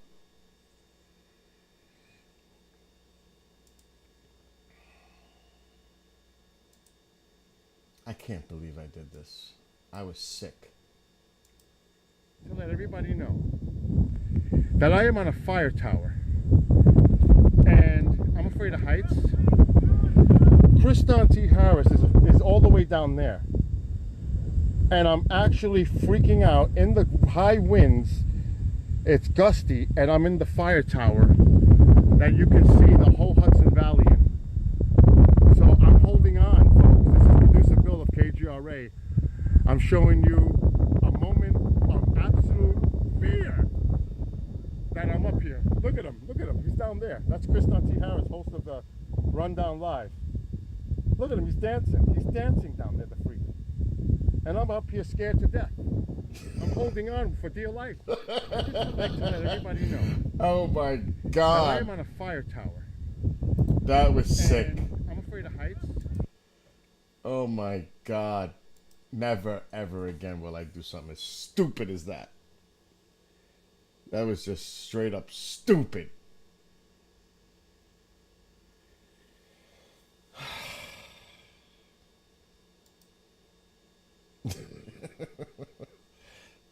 They are now, big dog, they are now forecasting 18-foot surge for parts of Florida.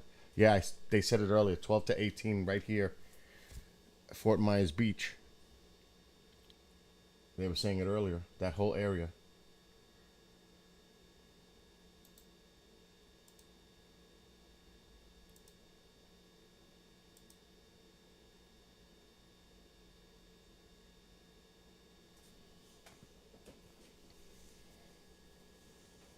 I have a piece of donut left, thank God, because I'm getting hungry here. It's crazy that it reached 155 mile per hour, borderline Cat 5 from this morning. It's unbelievable how this storm intensified in the few hours, because I stopped streaming like at 3 a.m. I started streaming at 7. I woke up and I checked it. I was like, it went from 120 to 155.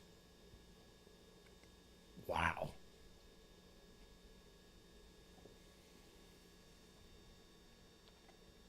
I was like, wow.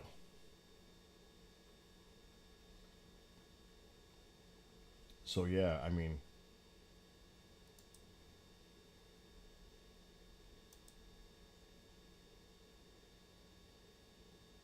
updated 3 minutes ago. As it creeps ever so much closer.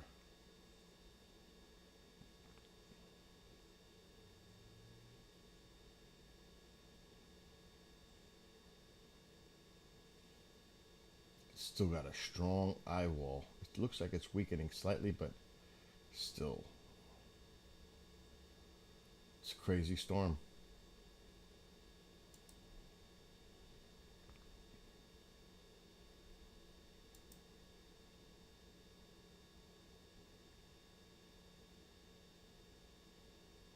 Look at that. It's getting close.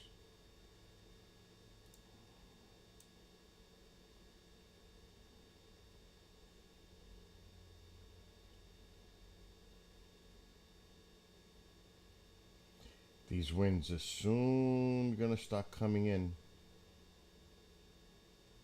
Instead of coming up, it's about to change. In a couple of hours, it's going to start coming straight in from the eye wall as it comes inland. That's it. That's it. This one's offline. Done. Camera gone. So we can say goodbye to that. What about this one? So one camera we just lost one cam.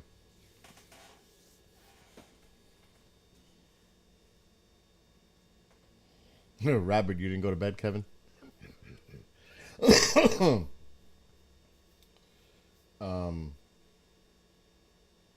This camera might be in trouble too now. I just want to see something while that's trying to load. Let's see what the conditions are here. But this is up by Englewood.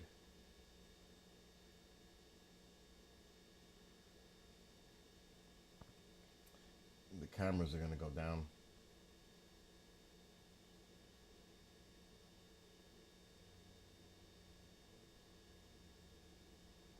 It shouldn't be that bad yet.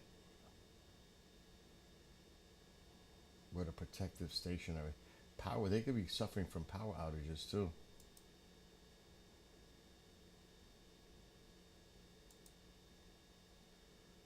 Let's look at this one.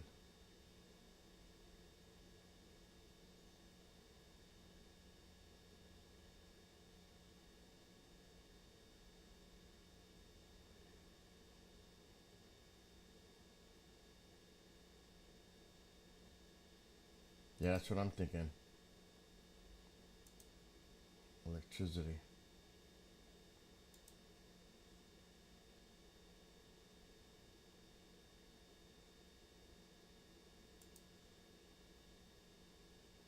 Oh, that order came up a bit.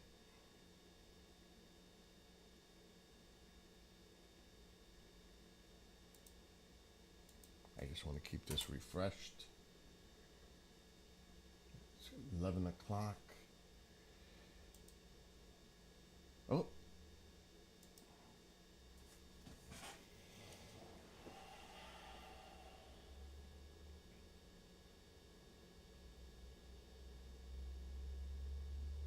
Wow, look how much the water has come up. It's now going in. Tide is coming in soon. High tide was 3:48, I believe, here. The one at St. Pete, but St. Pete's up. That's up more. This is the area I want to focus in on.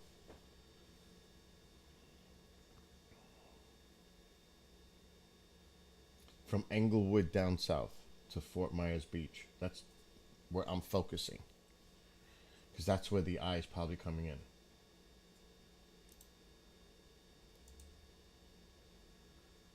The pier has the best. Oh, here they come again.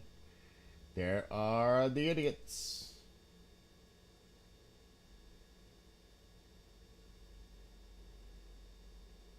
Here's one out here. Look at him. Holy shit, I thought he went over. He did. Did he just do that, what I think he did? Oh my God. Look at him. He's in the fucking water.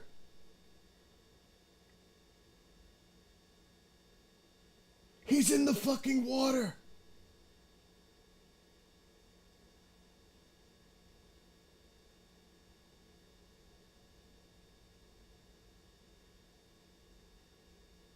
Oh my God, he went in the fucking water.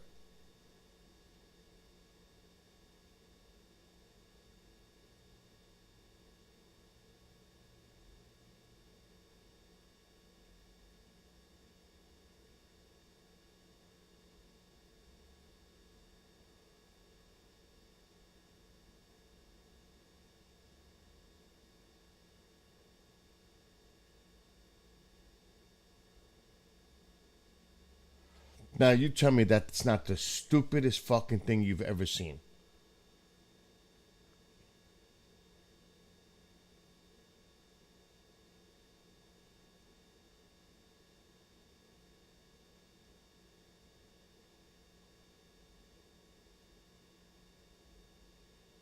Oh, look at the debris. That is the stupidest thing I've ever seen somebody do. Where's our friend? Where'd he go? Those were the two that were probably up on that pier. Where's their buddy? Is that crazy? Is that? I am like shocked that he just did that. For what reason? To show off in front of your friends? I mean, what is the purpose of that? That is putting your life at risk. For what?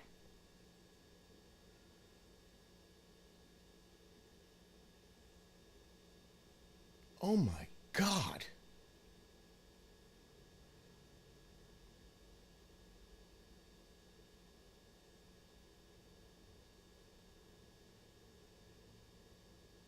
Man, I can't believe we just seen that.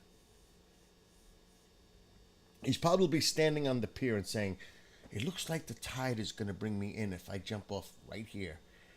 It looks like it's going to push me in if I jump from this position. It's going to take me in. Even jumping from that is crazy. But he just disappeared into the water, and then you see his little head bobbing. And what if that current swept him back out? That is so... I can't believe how stupid people can be. It is... It's beyond. Can you imagine if this ass clown actually comes back to the pier and tries to attempt it or tries to convince one of his friends to try it? Because you have people like that.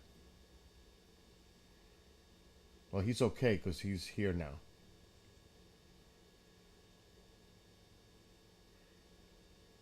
There's the 3.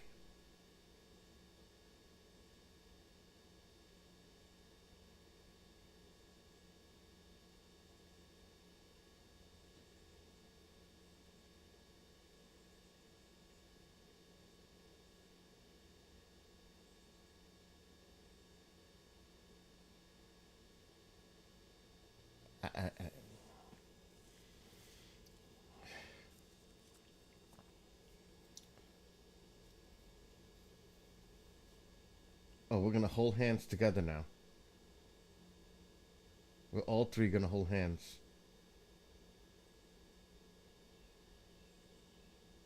The big boy, you know, got to be careful. Look at him.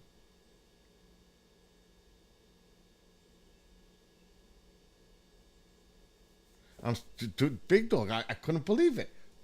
We seen it live. We were like, wait a minute. Did he just go off the pier into the water? I couldn't believe it when I seen it. I was like, no, he just did. That's not possible. I did not just see that.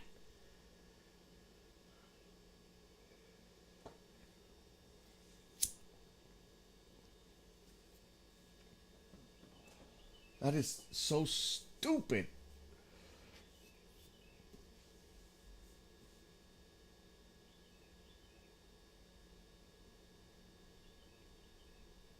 And I'll tell you, if that was my kid, you're grounded. If I knew that was my kid doing that, you're grounded, bro. I can't trust you. I can't trust your friends either. You're grounded, and your friends are not coming to my house for a while. That's it. That's the way I would lay the law down. There's just no fucking way. I can't trust you or your friends.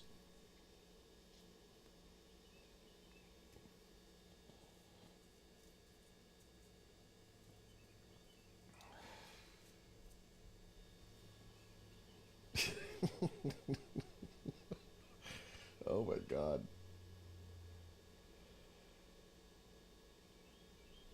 See, the wind is still blowing up. What the hell is that? Somebody's at my door?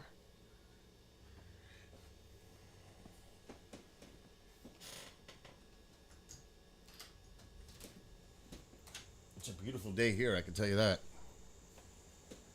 It's 56 degrees. Beautiful out there. It's a lot different than that.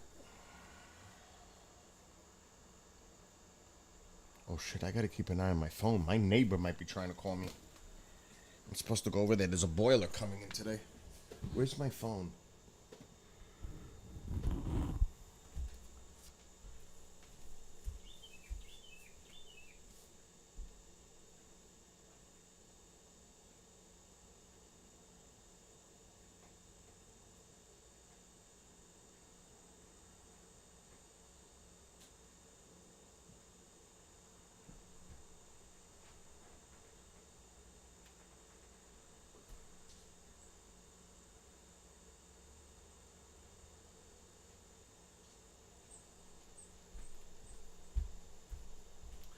I just realized something. I lost an earring. I found it just now. And I've never... Let's see if I got any messages going on here.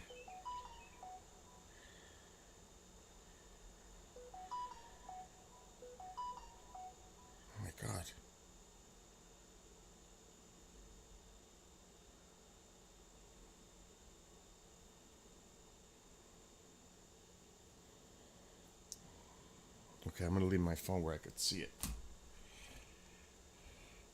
But now, I have a major problem. I can't do this without Kendrick putting it back in my ear. There is no way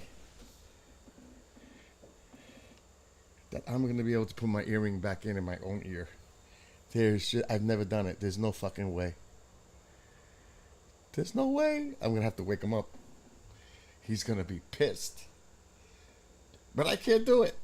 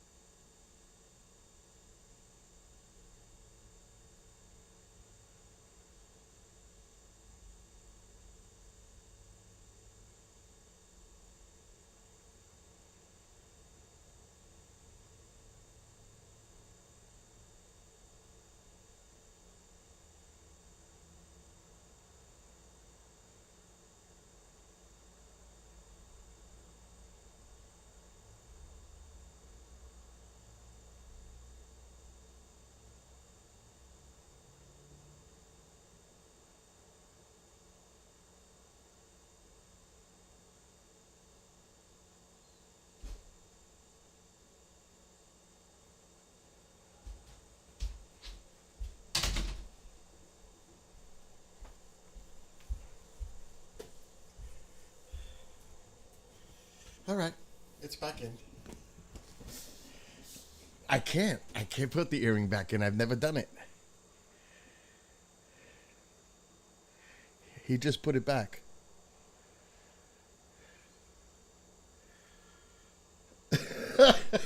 It's like, really? Oh, the ass clowns have left.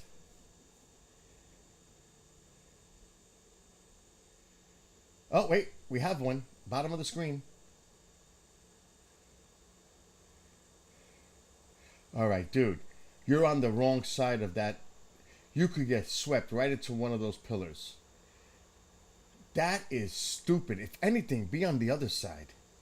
Not that side, idiots. Where it can push you right into one of those pillars. Can you see how stupid this is?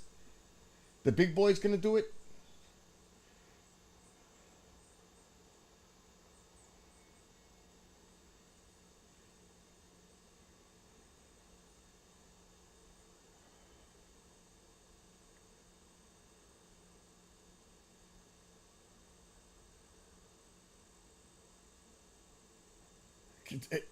Exactly, it's pillar time.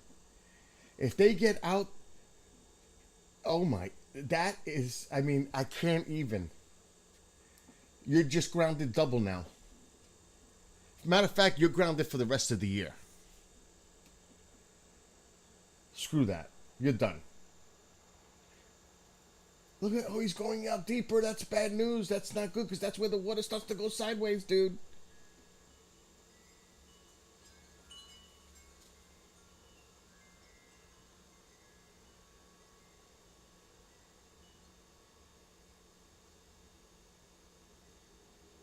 Oh my God. Oh my God.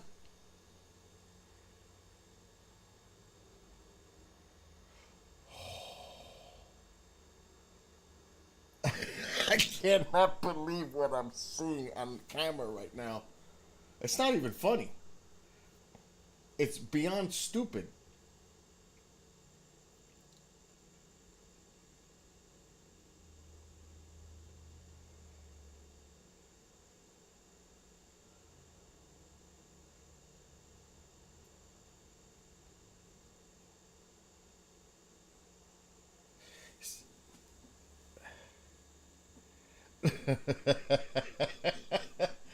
Oh my God.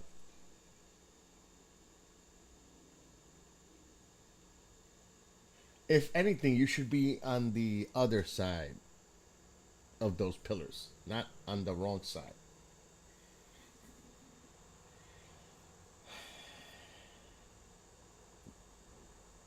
He's persistent, isn't he?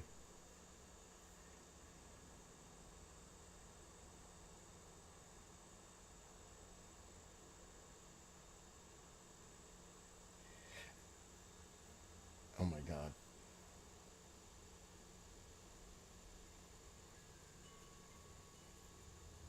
The other one's probably telling him, go, go, go, keep going, go out now.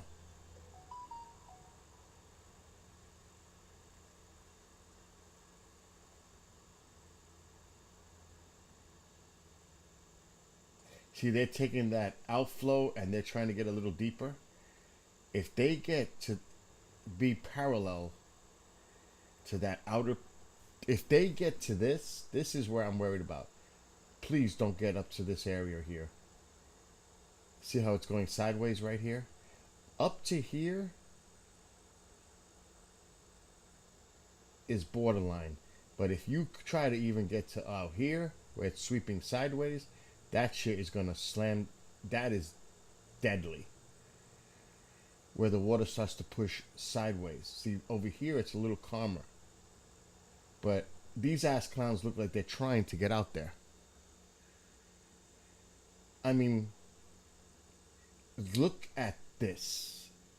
Look at this. Oh my God. Oh my God, did you look at that? That just totally trashed them. Look at the waves increasing now. The wind direction may be shifting a little bit now. Now it looks like it's coming straight in. Look at it.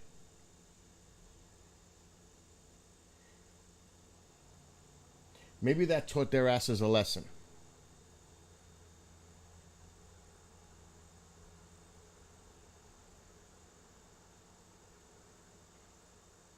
That is nuts. I think that last little, this little energy coming in that way caught him a little bit. I said, whoa, let's back up now. Let's think about this now. Whatever little thought processes we have, let's think about this now. I think they thought about it.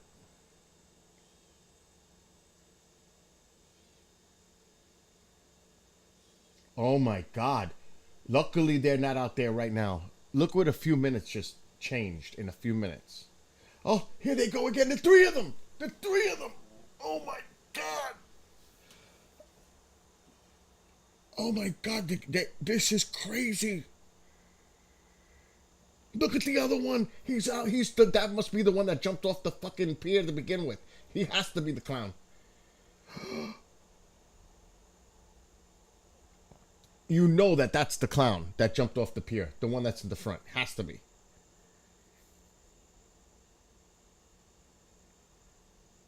He watches two buddies do it. Now I'm gonna beat them out now. I'm gonna go further than they did.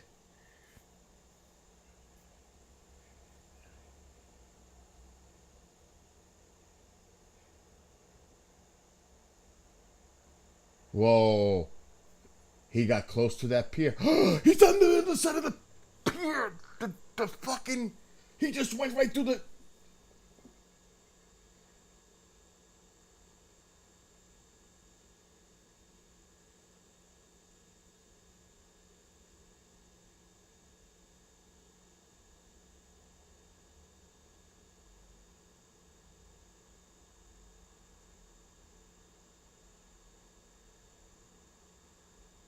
That was close.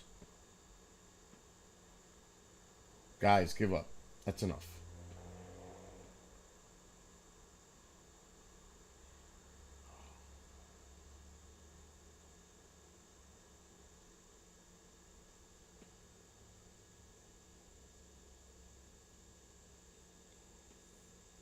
He got slammed. Rock, he got slammed. I don't think these idiots will be back now. I think they're done. But I said that twice already. And it looks like perfect timing because look at what's going on right now. It's like there's some kind of a guardian angel over these three, because if they were there at the wrong time, it looks like things might have been worse. The electricity to the peanut in their heads has shorted. Oh my gosh.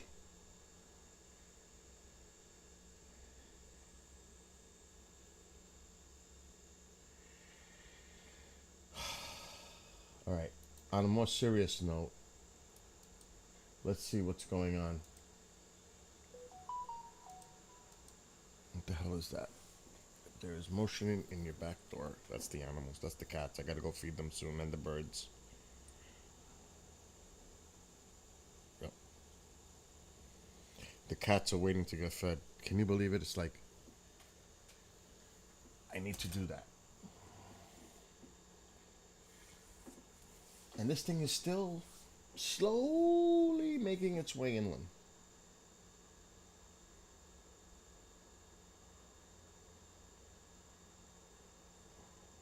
Looks like it's slowing down. Let's see what else is going on. Holy shit. Look at the water over here.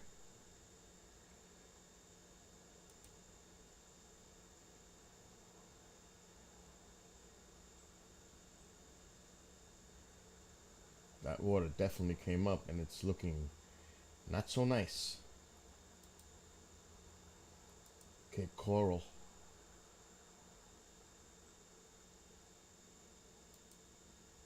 This camera doesn't look good. We might have lost this one. And that's the pier.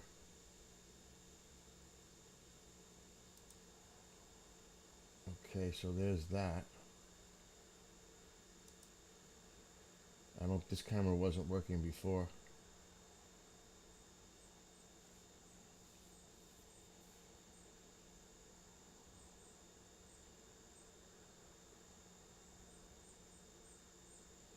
Yeah, that doesn't look good. This one's still working.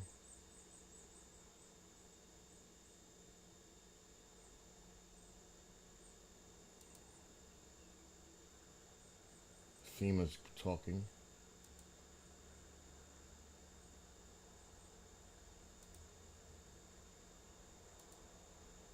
Oh, they're back. You were right, Chantal. You were right. They're back.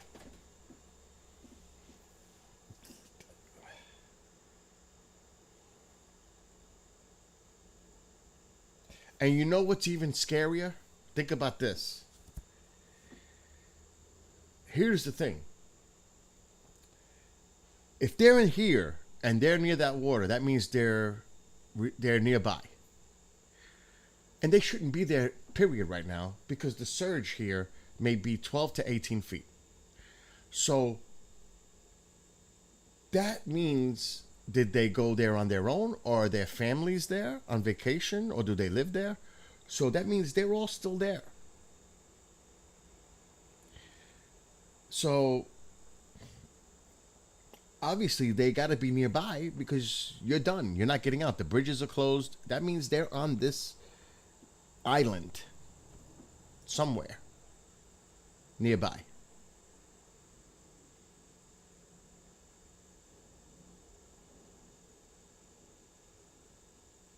Think about that. So there's more to the story.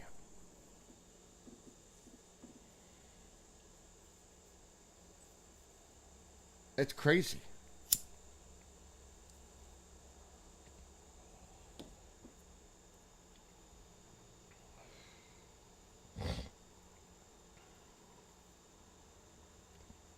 All right, I've got to do some station-related work and prep. So let me do that now, because I've got to get ready to hand it over. While I keep an eye out for the ass clowns.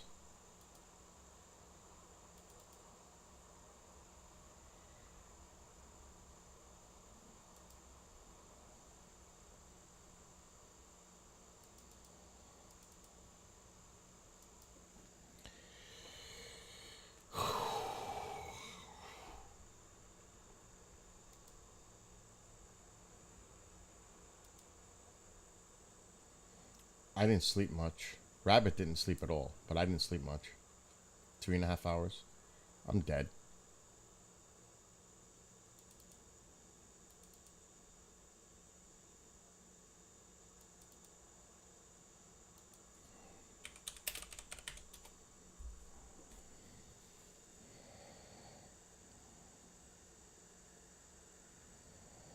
I actually have to do some work.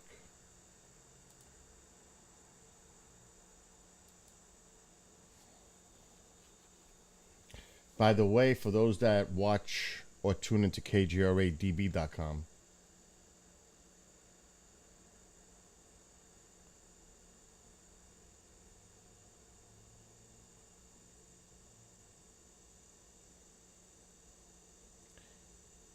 all right, hold on a second.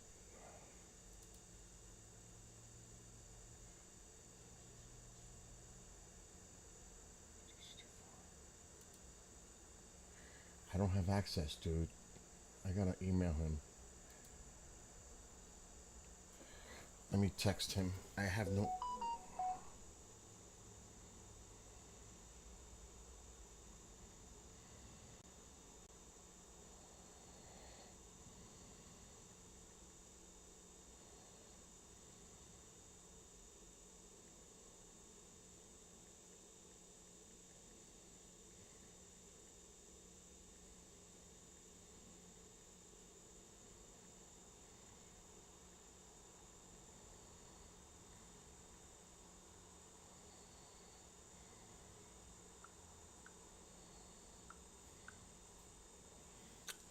That's gonna slow me down a little bit. But for the next few weeks or so, Dean Aliato will be filling in for Martin Willis, podcast UFO show. For those that tune in, I was with Dean for an hour last night going over things. So Dean is going to fill in for Martin Willis for possibly up to a month or more.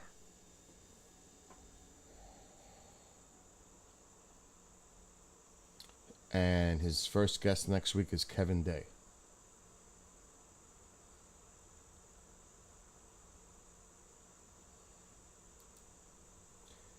And they're going to do, I don't know if it's announced, but I'll announce it anyway. On Saturday, October, what is that? The 7th? 8th? I don't even know. Like, I'm all messed up with my, when is the 2nd is Saturday? So the 9th. They're going to have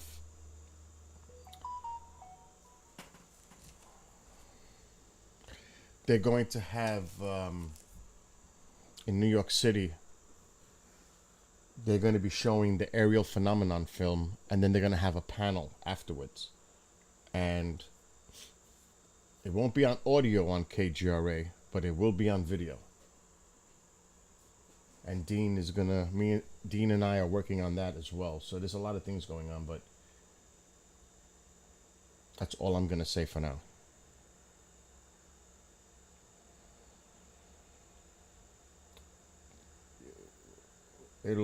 More information will come out when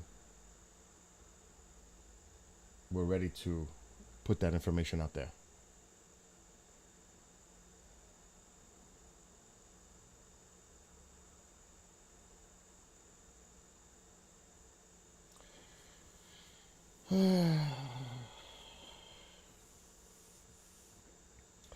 So I'm going to put the audio back on.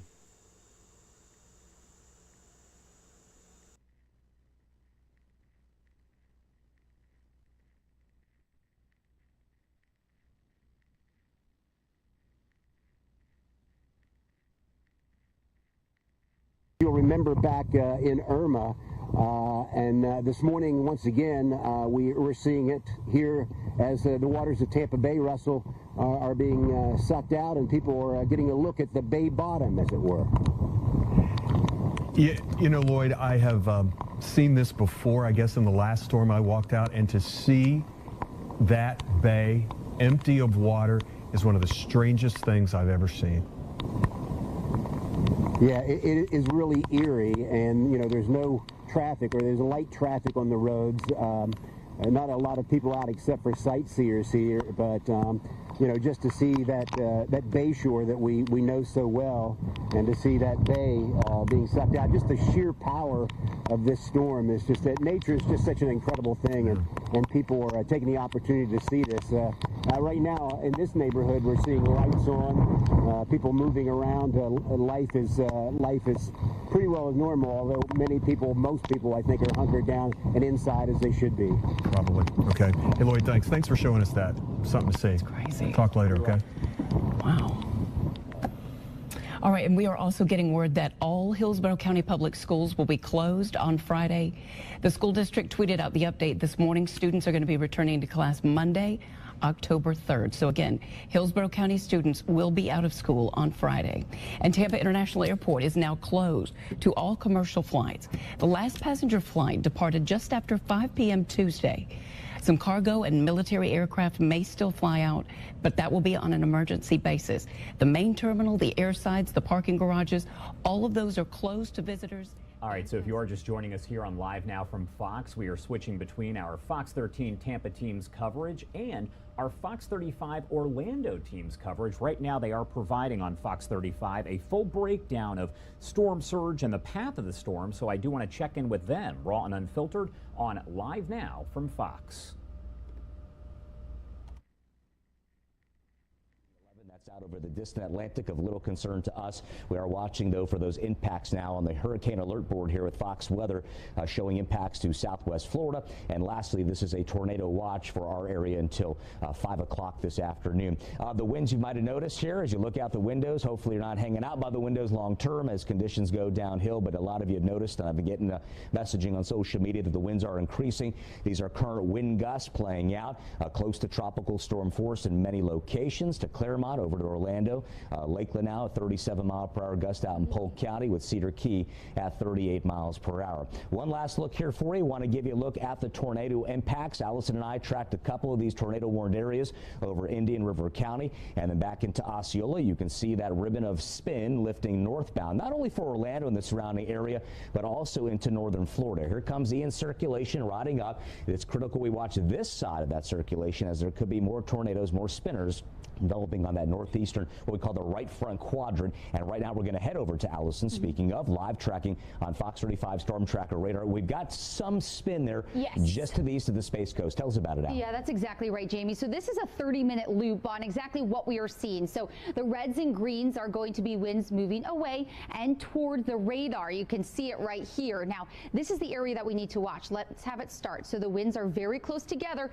and you can see there starts to become a little bit of a twist. Now, it is diminishing just a hair as it's moving closer to the coast, but that doesn't mean that it's not something that we are still watching. I want to show you the area of concern. We can actually zoom in here, get a little bit closer. So it's just off the shore from Satellite Beach, South Patrick Shores, and then Patrick Space Force Base. So if you are in any of these areas, we want to make sure that you are staying well aware that there could be rotation just offshore. And I actually do want to draw a track on this for you. So it's moving rather quickly toward the north and west, so could be arriving at Patrick Space Force Base within the next 21 minutes or so. Now, I do want to take you out to a wider view of what we are seeing here locally. So let's take a look at our Fox 35 Storm Tracker radar. You can see that the rain bands do continue to make their way across our viewing area. You can see moderate to heavy rain is starting just off coastal Brevard County and then slowly starting to make its way across the interior. Now, something else that I want to share with you is our power outage map. We can actually see this across the entire state, and it's power outages right now due to the number of people that could be impacted. And you can see all of the counties that are shaded in yellow right now have anywhere from 10,000 to 50,000 folks out of power at the moment. So that does include areas near Fort Myers and just to the south of Tampa, including some areas in South Florida. But we're likely going to be seeing this continue to move up to the north. So it's something that we'll be watching for you. This is what we have here at Fox 35, not only watching the power outages, but again, that possible rotation just off the coast of Satellite Beach right now. So we shared the current wind gusts, Allison, and clearly we're now beginning to move into that veil of tropical storm force, 39 plus miles per hour. So we're going to be watching that now. And speaking of wind gusts, something that just came into the Fox Weather Alert Center. Pelican Bay, this is near Naples, they have reported 78-mile-per-hour wind gusts. That is from Hurricane Ian right now. So Southwest Florida, we had mentioned that those hurricane force winds already pushing on shore. So Pelican Bay near Naples, 78-mile-per-hour gusts, and we'll continue to update you there. We do want to take you back out to the live cam. I believe that is Alligator Alley, and you can see just how strong those winds are. I mean, the camera's moving. The folks, Collier County there, but the folks that are on the road, definitely not safe to be driving in these conditions right now. That's why we ask everybody as of 10 o'clock this morning, so it's now 10:41, that you remain in place until this storm passes through. All righty, Allison, great analysis there with our Fox 35 Storm Tracker radar. For now, we'll continue to stay on top. I'm thinking the rain bands, the tornadic risk, everything is getting ready to take up to the next level now. So we're here for you. Wanted you to stay with us, certainly depend on us here in the Fox 35 Storm Team, keeping everyone safe. You and your family members, heartfelt from our team. Want to let you know we're here for you here as we track Ian, very dangerous hurricane in southwestern Florida. We'll send it back to you now. All right, thanks you guys. We're following breaking news. Manatee County letting us know that they are fully locked down. This is the county that encompasses Sarasota and Bradenton, saying all first responders are now locked down as the storm moves through. Emergency response is no longer available. So that is how serious the storm is getting in that area. You know what's so interesting about what you say, when you talk about Manatee County, you can only imagine there are going to be several other counties as the course of the next few hours go on that are going to have the exact same situation. That is why we tell you it is so important that you get to your safe space, that you stay in your safe space, and if you are urged to evacuate, you should likely do that. As we talk about Ian's cone of uncertainty, right? It's got south of Tampa Bay now in its crosshairs. That's right. And Tampa, of course, just north of this area that we're talking about. David Puglisi has been out there all morning long. And Dave, Manatee County now officially under lockdown. Nobody is allowed to get out on the roads. How are things looking where you are in the Tampa area? Well, here in Tampa, the wind has really kicked up, and that's been the biggest difference since the last time we spoke. The rain about the same, but when the wind kicks up like this, that rain starts to have a different feel when it hits you. You can see the palm trees swaying a little bit harder now. The trees really blowing as that wind continues to kick up. Another thing that continues to worsen is the water level in the bay. You can see in some of the areas where the water level is a little bit higher, you can see where the lake's not as deep, you can see islands forming right out there in the middle of the bay here and over by the bridge as well, where there's more islands forming. Now, a similar occurrence happened back in Hurricane Irma in 2017, which took out pretty much all the water here in the bay, especially a little bit farther up north by the convention center where our camera is looking towards now. People were able to get down and walk onto the bay, which is something that, if this continues, could happen as well. We did talk to one man who lives right across the street here on Bay Shore, who tells me the water level at this moment in time is at least 8 to 10 feet lower than what he normally sees at low tide. They describe low tide as being about halfway down the wall where you see where the shells are. That is typical water level. Normally about halfway down would be low tide, so you can see just the drastic difference here in the bay. But there's just so much going on here as the storm continues and gets closer and closer to us, and we're going to have you with the latest here in Tampa throughout the rest of the evening. We'll see you in about a half hour with another update. That's the latest in Tampa Bay. Dave Puglisi, Fox 35 News. Thank you. He's really getting pounded with the rain out there. And of course, keep it right here on Fox 35. We are going to have continuing coverage on Ian for you all day. I got to be careful with this microphone. Oh, I think we lost this one. think this one is done. The one with the pool.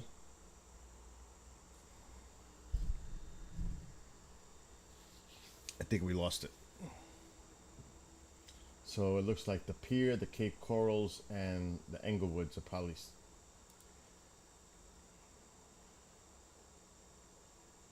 That's the Englewood one.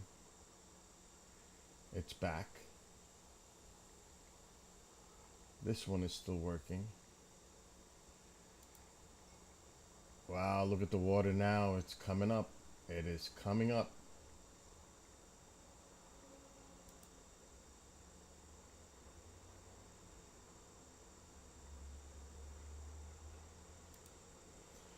Yeah, I think we lost it.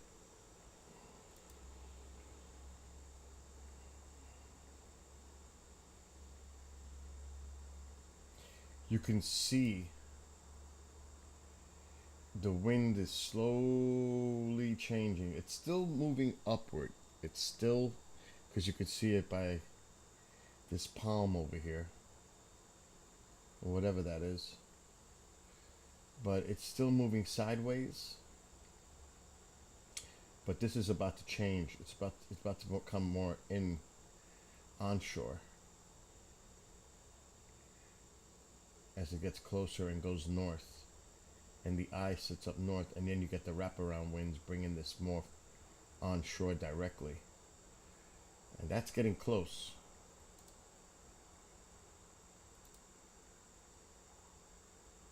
It's definitely getting closer.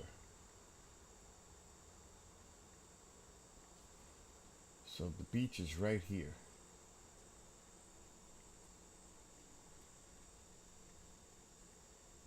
It's getting close.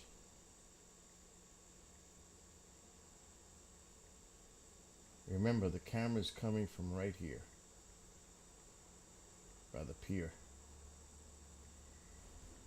When this goes a little bit more to the north and closer,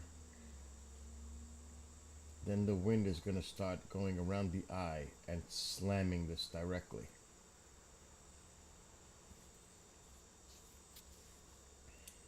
You can see it's still pushing up. Oh shit, my neighbor. What's up, John? Hey, Billy. So how's it going? Oh, I'm watching this hurricane. Oh, you're watching the hurricane. Oh, it's gonna come and it's gonna go. Yeah, it's not. I have a feeling. No, it's. I think it's gonna be worse than Sandy. Dude, this is looking really bad for Florida right now. Mhm. Where are you? Where are you? Oh, I'm over at the house. I'm over at the apartment. I'm sorry. Everything's all right?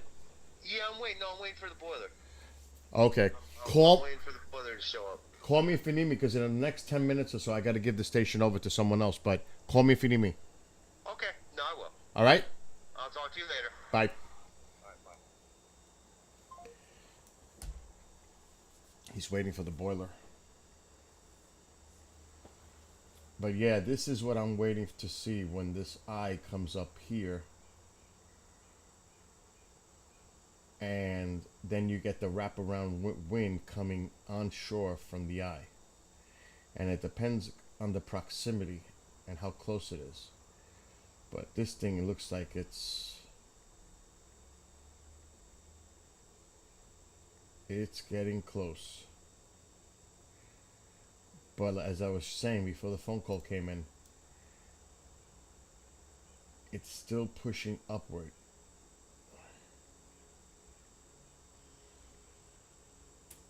But the eye is definitely getting closer.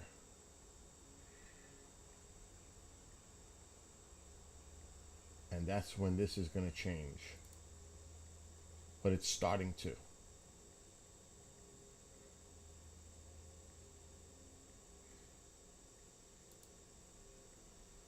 Wow, this camera almost came back. Almost. I really want to see the water level here. Yeah, I think the Three Stooges left. I think they're tired and done. They got beat up enough. And they probably got scared on that last run, where one almost hit the pillar, literally. And he's probably saying, okay, that was close. Time to stop.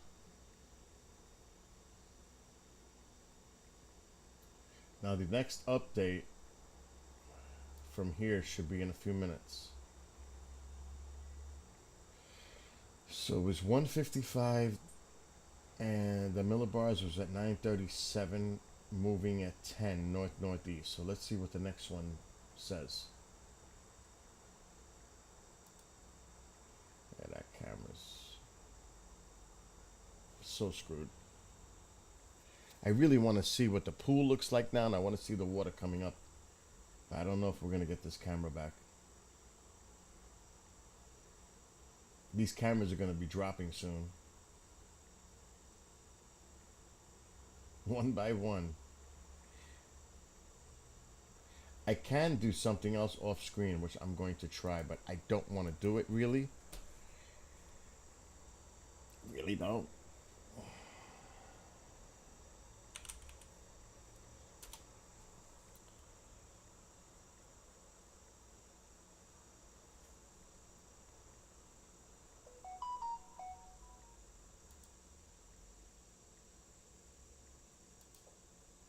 And I'm definitely muting it.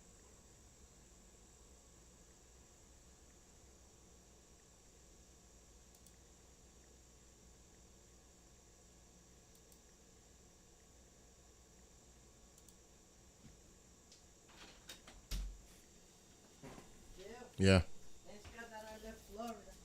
It's gonna be really bad, Ma. Before it's still like relaxing, then really. Yeah, I'm gonna call Sandy in a little bit. Oh, please do.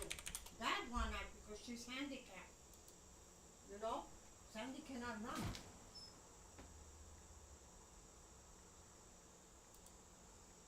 That's one, think about. Oh shit. What? No, it looks like the water's in the pool already. It's in the pool. What pool? We're watching stuff, Ma.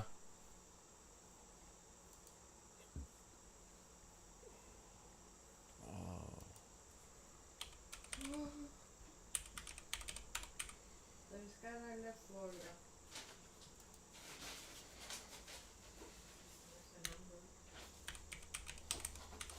Oh man.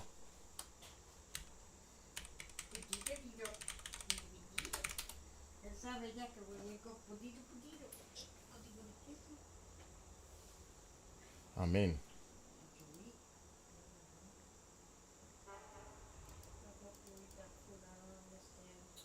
Come on. Oh, the camera's back.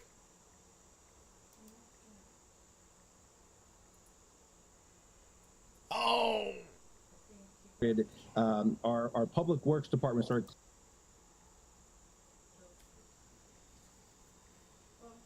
He turned his face, Billy, at me. Yeah, I gotta take him outside after I give the station over. Like, leave me alone. Something else. Anyway. Oh, shit.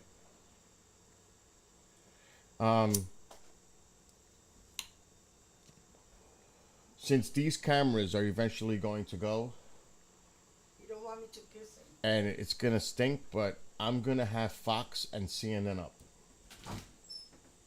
So I've got Fox News. This is live TV on the screen, and we've got CNN up. So I don't want to use either one. But if we lose footage, I really don't want to go there. I really don't. But I'm going to have that option just in case.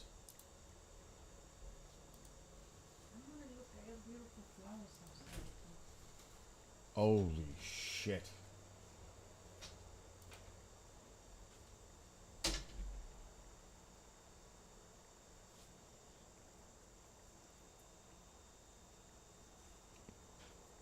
But they'll have people with, all over the place. The Weather Channel, too. I can get the Weather Channel. But there's issues with that, too, when you're streaming on YouTube. And I really don't want to go there. Yeah, the pool was filling up.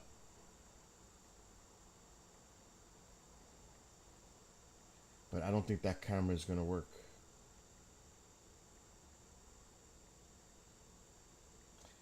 I really want to see what's going on there, but we don't have to worry so much about this. I don't think we're going to get this to work.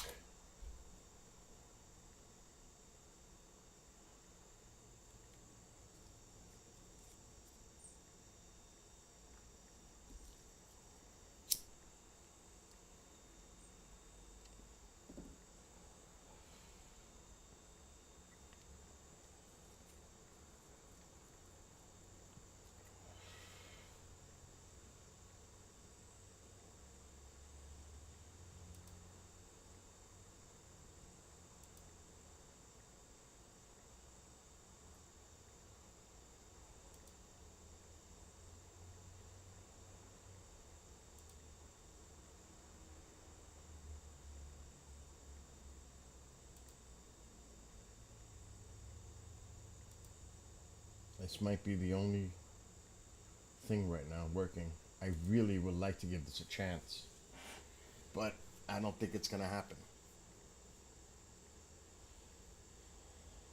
I think the best Western cam is,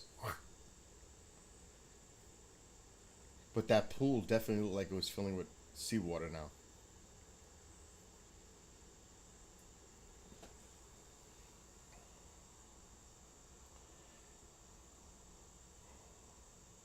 Doesn't look good.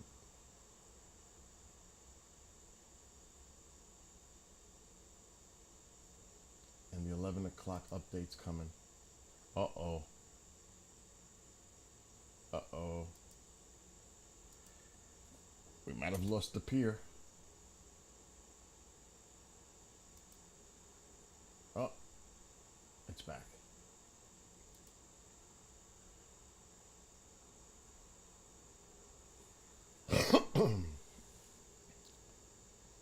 Oh, we might lose this one. This is why I have to have a little backup.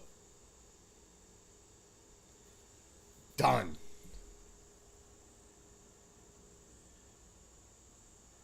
Done. Holy shit.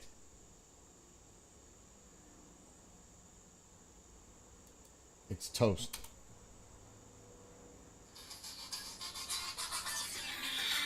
Uh-oh.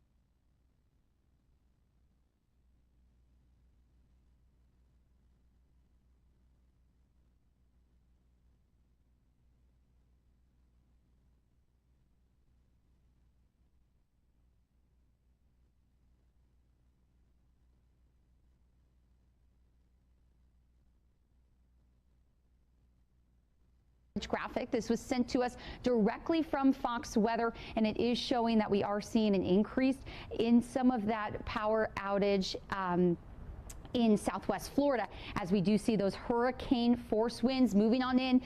Here we go. You can see the power outage tracker. Manatee County about 10%, Sarasota 9%, and Lee County about 8% there. And we'll continue to watch this because, like I mentioned, there are going to be some very strong winds actually just into the Fox 35 Storm Center. Extreme wind warning. That does include Fort Myers, Cape Coral, as well as Sanibel. So we're going to continue to bring you updates on exactly what we're seeing on the ground as some of the gustiest winds that we have seen so far with this system will be arriving. Again, has not made landfall yet. Right, and our local wind impacts as well on the rise as we get to early mid-afternoon and beyond through the overnight. That'll be the worst of it as we peak overnight into Thursday, possibly into about midday tomorrow. So we'll keep you updated. Myself, Allison Gargaro, committed to keeping you safe here, right here in Central Florida. Back to you for now. All right, Jamie and Allison, thank you so much. We want to give you a view of our upside down camera in Siesta Key. You can just see how powerful these winds are from Hurricane Ian as that camera got completely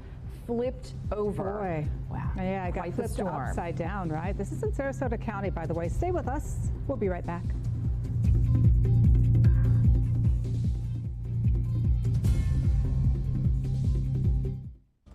All right, if you are just joining us here on Live Now from Fox, it is right at the 11 o'clock hour Eastern time. It is 11 o'clock. And if you are over on the West Coast, it is 8 o'clock in the morning. Thank you so much for starting your day with us here at Live Now from Fox. What you are looking at is a live shot out of Fort Myers, Florida. You could see just moments ago as the wind was blowing, but it appears that that camera has frozen. So instead, I am going to take you to a live view of our satellites. You can see a live look over at Hurricane Ian. We did just get an update here from the National Hurricane Center, which does confirm that Ian does remain a Category 4 storm with wind speeds of 155 miles per hour. That is the update just released here. We do know that the movement has slowed just slightly north-northeast at 9 miles per hour. That's down from the 10 miles per hour that we saw as of the 8 o'clock update. So just slowing a little bit slightly there. Located 45 miles west-northwest of Naples, Florida, the area that it is expected to make landfall in the coming hours. Our Fox 13 Tampa team has been covering this around the clock, as well as our Fox 35 Orlando team. I do want to send you out to Fox 13 Tampa as they provide the latest information on this ongoing situation.